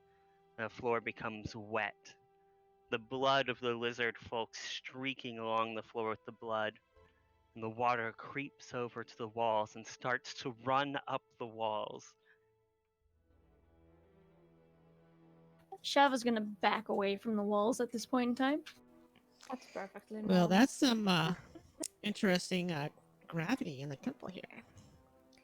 Anybody want to take a minute to heal me? This does not look good. What are you gonna give me for it? I'll open your box for you. Will you give me my box?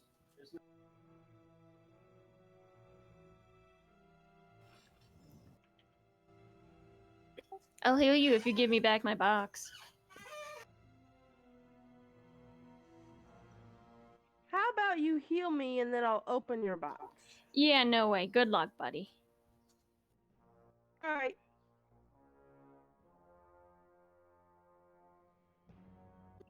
I want to see if the altar or this room has anything that would betray uh, what kind of religion this is a temple of. Yes, you see several symbols along the walls of waves and just it's obviously of a very nautically themed religion. Okay, it's a Nautic religion. Um, The wave, circle wave. They said come inside and have food. That's what the sign said, I swear. So okay, while this is going on, but presumably I don't recognize what kind it is, right? You can make a religion check to see if it's something that you've heard of or have any sort of knowledge on. That was what I was So getting. this blood, is it going like up the wall Um, into the ceiling? Or where's it going to? It's sort of it's the water and blood mixture is creeping up the walls and pooling on the ceiling and also pooling on the floor. You're standing in about an inch of water now. Um, Oh, yeah, okay. So I'll it's tell water you. too. Um, yes, okay. With your portent, then on your sudden study of religion, Frankie, it becomes clear to you that you're standing in a temple of Umberly. And for that good of a roll, I'll give you some extra information about who Umberly is. She is the Bitch Queen, or Queen of the Depths, an evil sea goddess, worshipped by sailors and people traveling the sea out of fear of her destructive powers. I want to like look through this door up here. I'm going to relay this fact to the rest of the people and that basically warn them that we shouldn't stay in here for much longer for fear of, I don't know, some kind of trap or some kind of thing. This is not exactly a benevolent god. As you speak, you hear a slow, gurgling, disembodied laughter, and out of the water that is pooled on the ground, you see fingertips start to reach out, and it seems almost as if someone is pulling themselves out of some hole or something that it certainly makes no visual sense. But after just a moment, something has emerged from the water. It appears to be some sort of dead, horrible smelling, bloated corpse of a sailor. That's a huge bitch. See if I can do this where it doesn't completely distort my image. Good luck. Ooh, it's Frankie. Not the party member Frankie, but my friend Frankie from long ago. Hey, Frankie. Okay. So he steps forth out of the puddle and grins menacingly, and he says, "So, the lizard folk have failed, or rather, I should say that they have succeeded in testing your strength." I'm gonna flex. While this is going on, I've decided to open the box. Um, make your choice of an insight or investigation roll on the box. It's gonna blow up. Just blow up.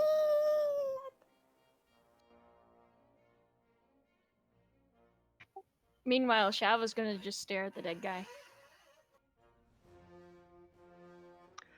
Yes. Okay. Clan Reaper, Our you. strengths are many, and we shall grow stronger. My fellow sailor person. What is your name? Friend.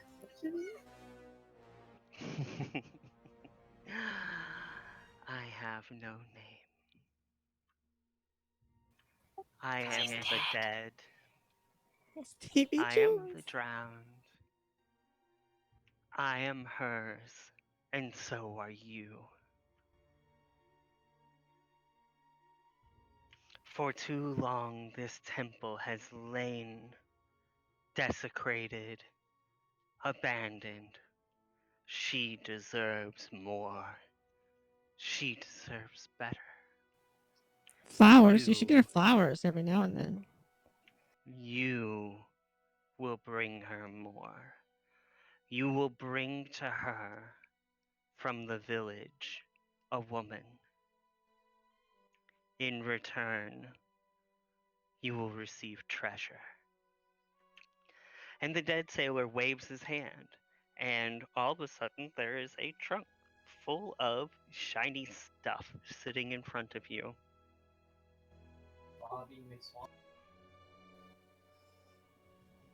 That's kind of a small treasure. I'm sorry, but not quite Shava's impressed still with staring your at the dead guy. with your imagery there. And I'm still looking into the box. Yes, Martel finds that with that check, you notice that there are two hidden buttons on either side of the stone box.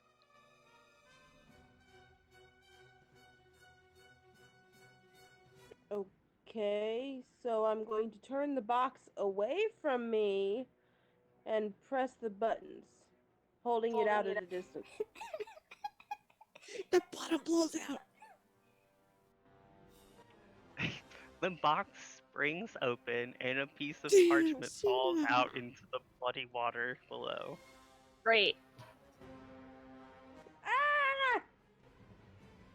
I'm gonna reach down in the water and try and find it. The sea will have what the sea wants. You will bring me the woman. As I'm searching for this piece of parchment, I'm talking to the. Yeah, it's not gonna happen with that little tiny small chest of like 100 pieces of coins. It's probably not worth much. It ain't worth it to my time. You have to make it a little bit better than that for to have me work for you. Not to mention, there's like 15 women down there. How do we know which one to get? So, you might have to do this on your own. She is the one called Farah. Shava is getting a little bit of a gleam in his eye as she stares at our friend, the dead guy. Are you sure her name is Farah? Or, wait, you're saying she's Farah? If she's Farah, I don't think we want to go. I know, like Farah's like much older. You know, she's kind of wrinkly, saggy skin. Why don't you want someone like younger and more plump? You know, that has more like meat on their bones. Like the Marquet You don't really want to. daughter. Like you really don't. Well, the Marquis is a man, so I think we're gonna. Well, he might have to, a daughter. Like, rock paper scissors Or a this wife. and like sacrifice ourselves between me Hold and on, I don't know. Clan Reaper. Well, rock paper scissors. You're And, standing in a foot of water now. Wait a minute. Did I find the, can I do a check to see if I found the parchment? It was floating on the water. Paper doesn't really sink. And, well, it does when it gets wet. You can make a check to try to find the paper in the water as it's getting deeper and deeper. Oh, well, wait a The minute. drowned sailor stands motionless and silent. He basically is ignoring everything that you say. Java's gonna head right. outside. What would that check be for? If you Make a- forgot how I to mean, talk, make a dude, you're not getting perception nothing check. from me. Shava laughed. I'm sorry, I Yeah. didn't hear you, Bessie. Make a perception check.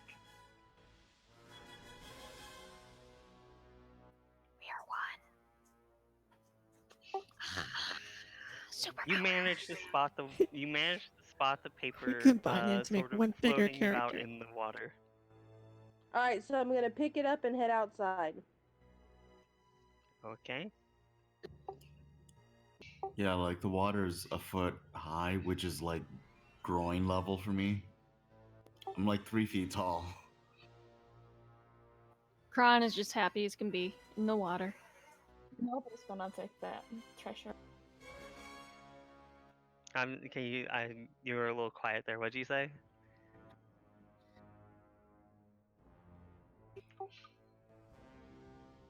Yeah, say again. What's Kron doing?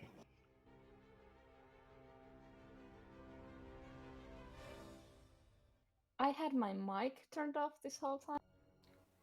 No, it My just bad. popped out for a second. Yeah. Ooh, I Crumbs. forgot about the treasure. Thank you. I appreciate it. Treasure's like quite 2%. small. And she holds up her pinky finger.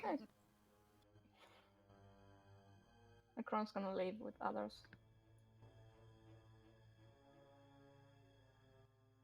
As as you exit the temple, the the drowned sailor says again, "The sea will have what the sea wants," and then all of the water seems to release and comes flooding out the doors of the temple as he sinks back down into the down into the water and seems to disappear into nowhere. And the treasure is similarly gone. Yeah. The C's going to get a B or a D before or after. I'm not for sure.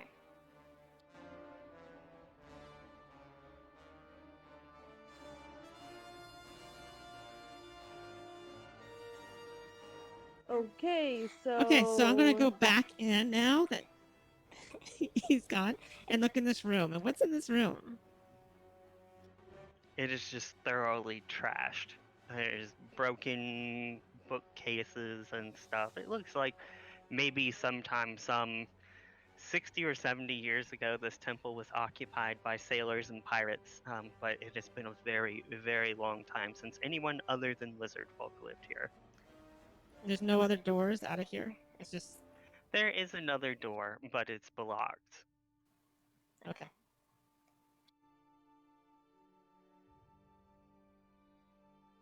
what is that? Oh, it's just a wall.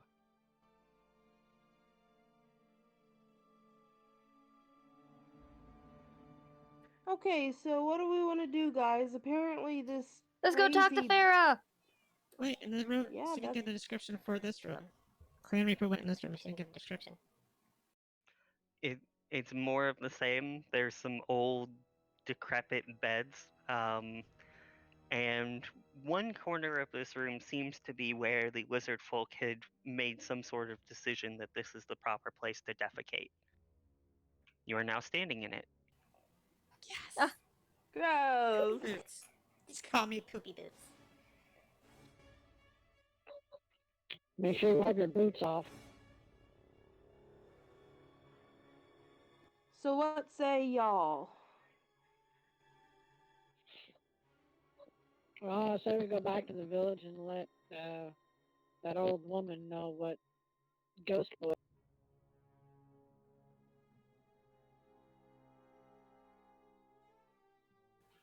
So what was our point coming here? There's supposed to be treasure. And the treasure is to kill her? What's that? I'm gonna be very specific about this. He did not say that he was going to kill her. I know. But what else would like a ghostly dude want that comes out of the water after blood and water mixes together? I wouldn't say it's a good thing. I don't say it would be consensual.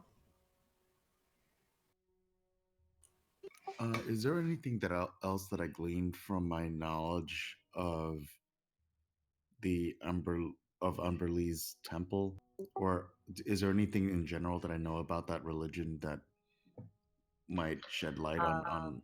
Yeah, so Umberlee as a goddess is incredibly vain.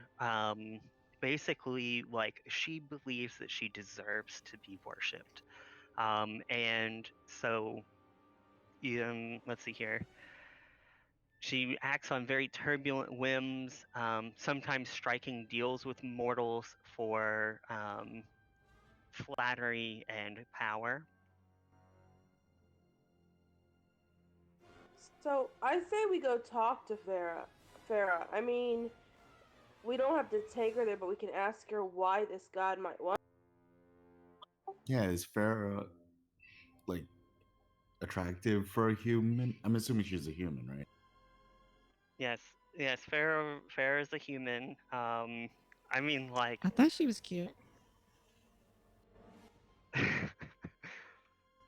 I It's a hadn't really human thought about how you perspective. would rate her attractiveness. I don't, like, I find it a disturbing path we're walking down as to why it matters. I would say it was like an 8 on the scale of 1 to 10. I mean, she had a gold necklace on, so I mean that's points in my book. I don't know. Humans are kind of weird looking to me. Strange pink skins, but I don't know. There are much fairer creatures out there in the world. Well, we have like really soft skin, and so that's what happens. You know, you get really soft skin. You don't have the, I don't know the word I want to use, but the not scaly, but the skin of your race. I don't know how you would describe it, but it's not as smooth, you know. I mean, it prevents disease. Why would you need skin to do anything other than that? It holds all your blood in. This as well. I mean, if you have blood, do you have blood? So, It's analogous to blood. Oh, okay. I go hunting for Farah. so y'all, okay, yes, y'all are all standing outside of the temple here. It's actually took quite a bit of time walking up here, killing a whole bunch of lizard folk, having a talk with a drowned sailor, and it's afternoon. It'll start to be getting towards evening sometime soon. We better do a quick walk. Stretch those legs out. Carry Frankie if I need to. All right, so you're heading back to the village, I presume? That's my vote. Sounds like a good idea to me. All right. After a short jaunt, you arrive back at the village.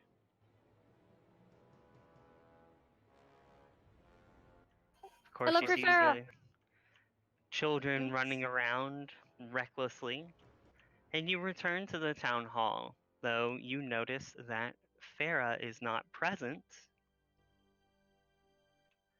There is, however, someone else here who you have not yet met. There is a woman, an elf, standing inside the temple, talking to some of the humans, the elderly humans that live here. And seeing you enter the room, she comes over and introduces herself. Greetings, I am Tanea. The people of the village say that you went out to perform some task for Farah. I've come to speak with her. It's a matter of great importance. Can you tell me where she is? She's out on the boat fishing with the little girl.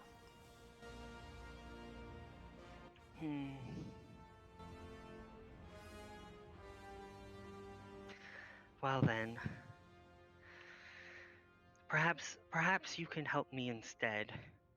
The people of the village said that you were going to gather some wealth to pay off the Marquis. I have come here to make sure that this does not happen. The Marquis cannot get his hands on any more funding. He must be stopped. Please, please do not give Farah the money. Well, luckily we Well- didn't get any money, so Yeah. How do you expect to stop him? I say. I am a servant and a soldier of Duke Elendrin. I'll put that name in chat for you.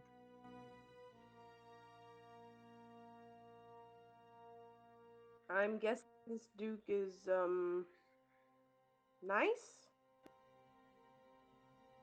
Yes, well, certainly far better than the prince. And she spits on the ground. You see, the Duke has a legitimate claim to the throne, and is at odds with Prince Karine. Trouble is brewing. The Witten must decide who will be the ruler, and hopefully they will decide on Duke Elendrin. But both sides are moving closer and closer to a war over who shall take over these lands. Okay, so does my character have any knowledge of nobility, like hierarchy?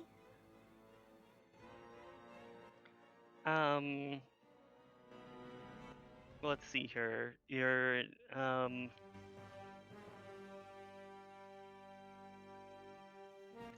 I mean, like, I guess, like, generally you would. Okay. I was gonna say I do then.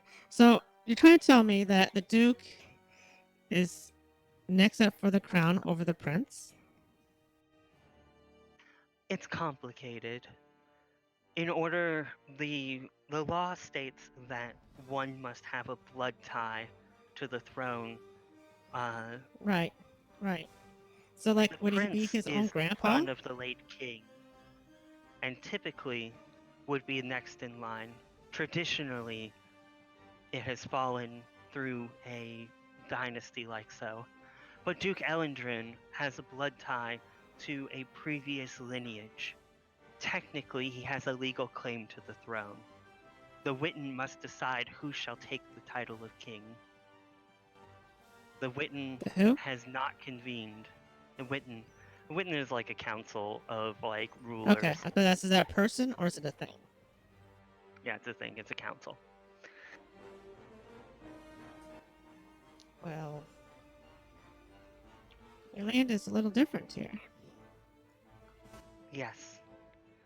The Duke has ties. He is a descendant of the previous elf ruler of these lands. Does he have his papers?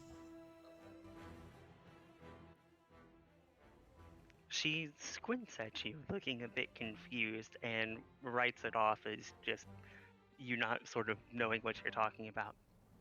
War Yes, is the coming. papers. The papers. You would have papers saying your lineage and like how you're, like, back then it used to be like your birth certificate. Yes, your pedigree.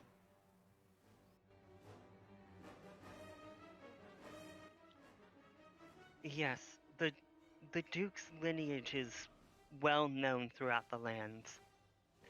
Look, war is coming.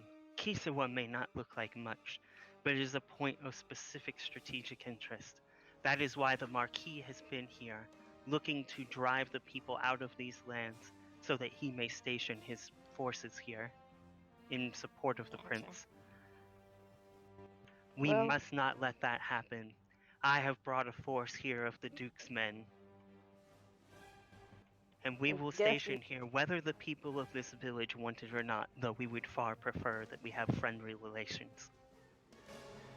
Well, an elf is better than a human any day, I mumble under my.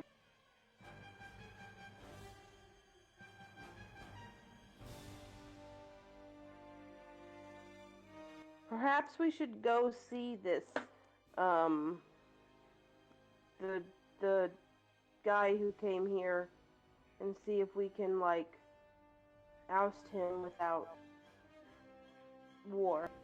I think I'd prefer to talk to Farah first if anyone else agrees.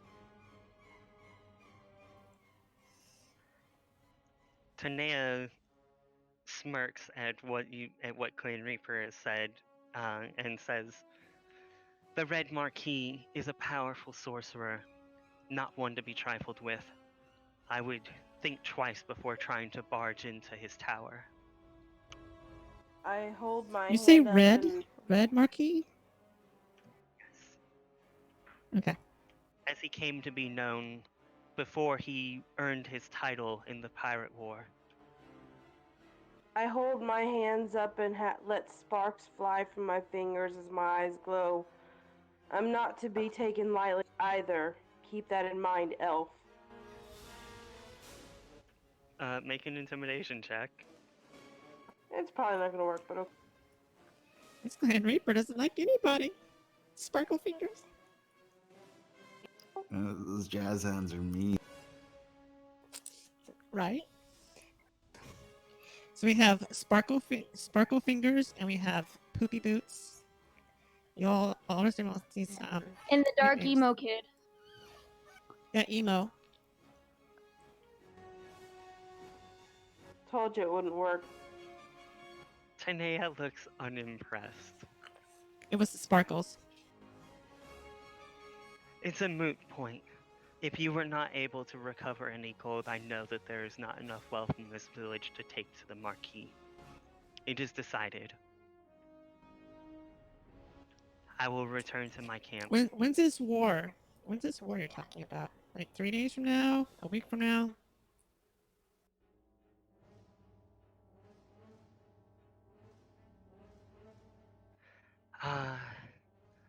In the 200 years that I have lived, I have never heard such a naive question.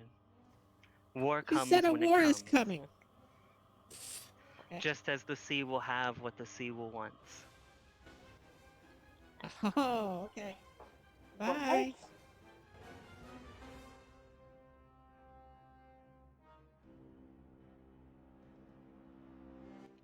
And with that, Tanea walks out of the town hall.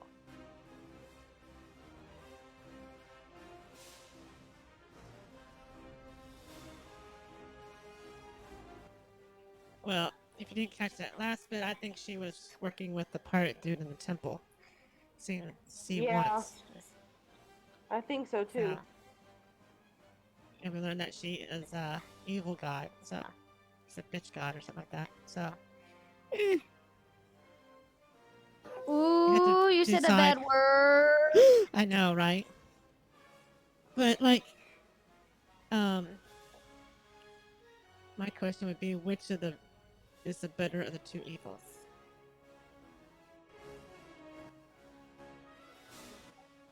I'm leaning toward the god. But first, we need to talk to Farah. Yeah, I agree. Let's go find her. The people She's on a boat. in the town hall are actually at this moment talking about Farah, and you overhear them expressing their concern that she has not yet arrived back.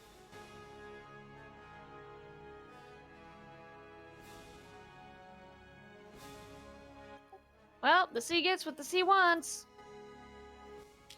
Exactly. The villagers that are standing in the town hall nod to you, and they repeat this: "What the sea wants, the sea will have." And with that, they suddenly appear quite grim and walk out. Yeah. I have a bad feeling about this. Maybe we should head over to where we know. Maybe you should look at the piece of paper that came out of the box. Ooh, that's a good idea. I completely forgot about it in my haste. Okay, I'm opening up the piece of paper that came out of the box. I was gonna say something like, "Don't talk to Farah" or something.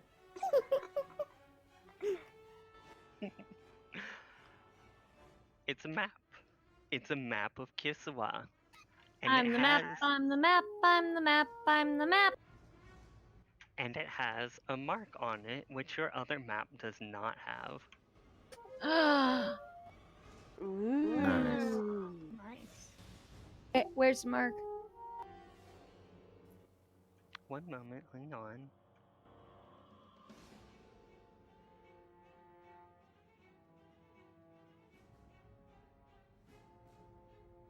Alright, you will now have access to it the same way you have access to the Kisawa map. It's a alt Kisawa map for alternative Kisawa map. Whoa! Well, that is there is a red X, and we know what a red X means on a map. There's a cat nearby. I want to know. Yes. I want to know how this little girl came about. Wait, who gave you the box again? Farah. Never mind. No, A little girl. not Farah. Aris, or whatever her name was. Oh, the little girl.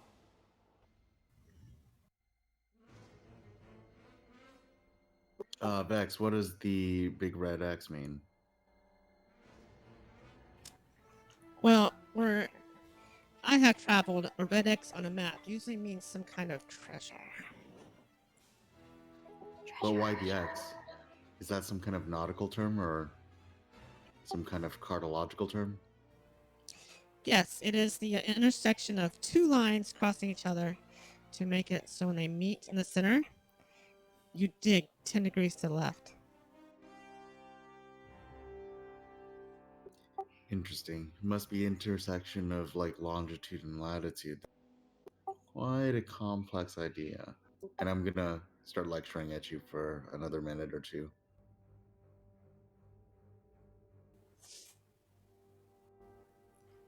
Because if you put a Y, you'd have to have an extra longitude or latitude. We'll call it the long latitude.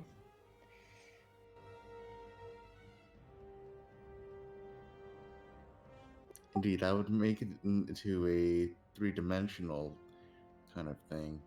But presumably you would have like height or something like that as well. And it's blah, blah, blah. Well, that would be like more like a W. and it just gets complicated, we like to keep it simple in our world and just put an X. This too is true.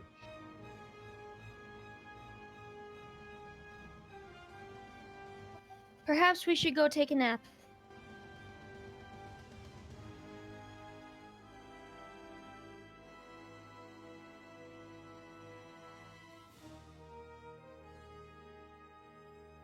Welcome back. I think more of the question was be, why was there always a red X?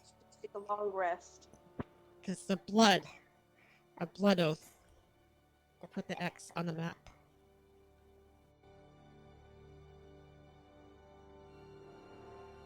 Alright, it is quite late, and most of the villagers have gone to sleep now.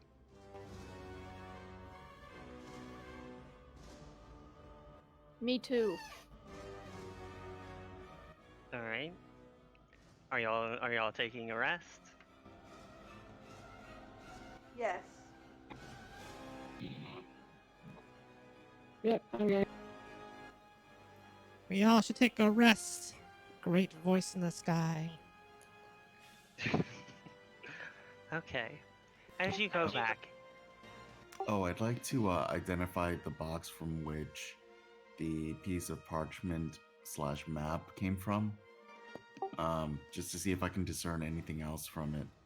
Because I find it extremely unusual that a child managed to produce this seemingly very, very valuable thing. let's see here. Give me an insight roll, and we'll see if your character remembers what she said when she gave it to you. Are we taking a long or a short? You don't really remember what she said. Children, do they ever have anything useful to say? Yeah, she must have just found it lying around Wait a somewhere. minute. Who knows? Just kids playing.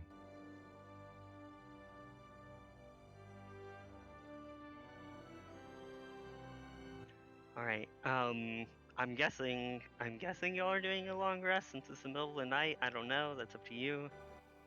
Yes, well, long I rest. need a long rest, so. Rock person needs a long rest. This is acceptable.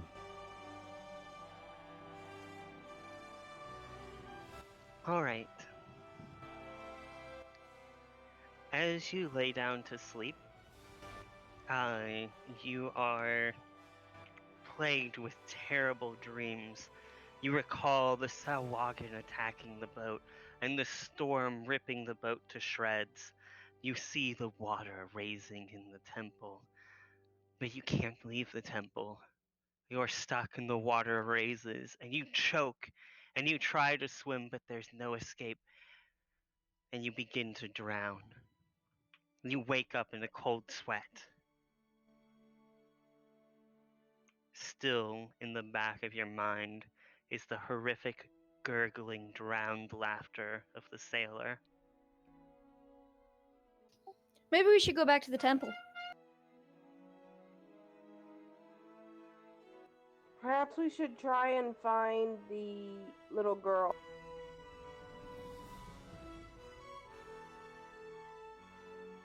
But maybe we should do that next session. Yeah, I've only got about 10 minutes left before I have to leave, so. Yeah, we are at a pretty good stopping point here. Perhaps we will call it for now, and then we can pick up from here on our next session. Let it be so. Yeah, sounds good. Yeah, sure. I have more Um, coffee. More coffee. So how are you dudes on making the session a little bit earlier in the day? Like just We maybe- tried that today. No, Are you- I are mean you- like another like half hour earlier because I remember last time that a few players had to leave a little bit earlier than the rest of us, but I also think that we had some players that couldn't start as early either. If I remember Yeah, it's correctly. really difficult for me because every Saturday I work until 10, and so I don't get home until about 10:30, and then I go to bed around midnight. Yeah, that's right. Yeah. I would not be here before 10. Well, 10 my time. Well, 10. So again, I won't be here next week. I mean, I could play for a half an hour, but that would literally be it because I have to be at work at 11. So Well, it's not next week.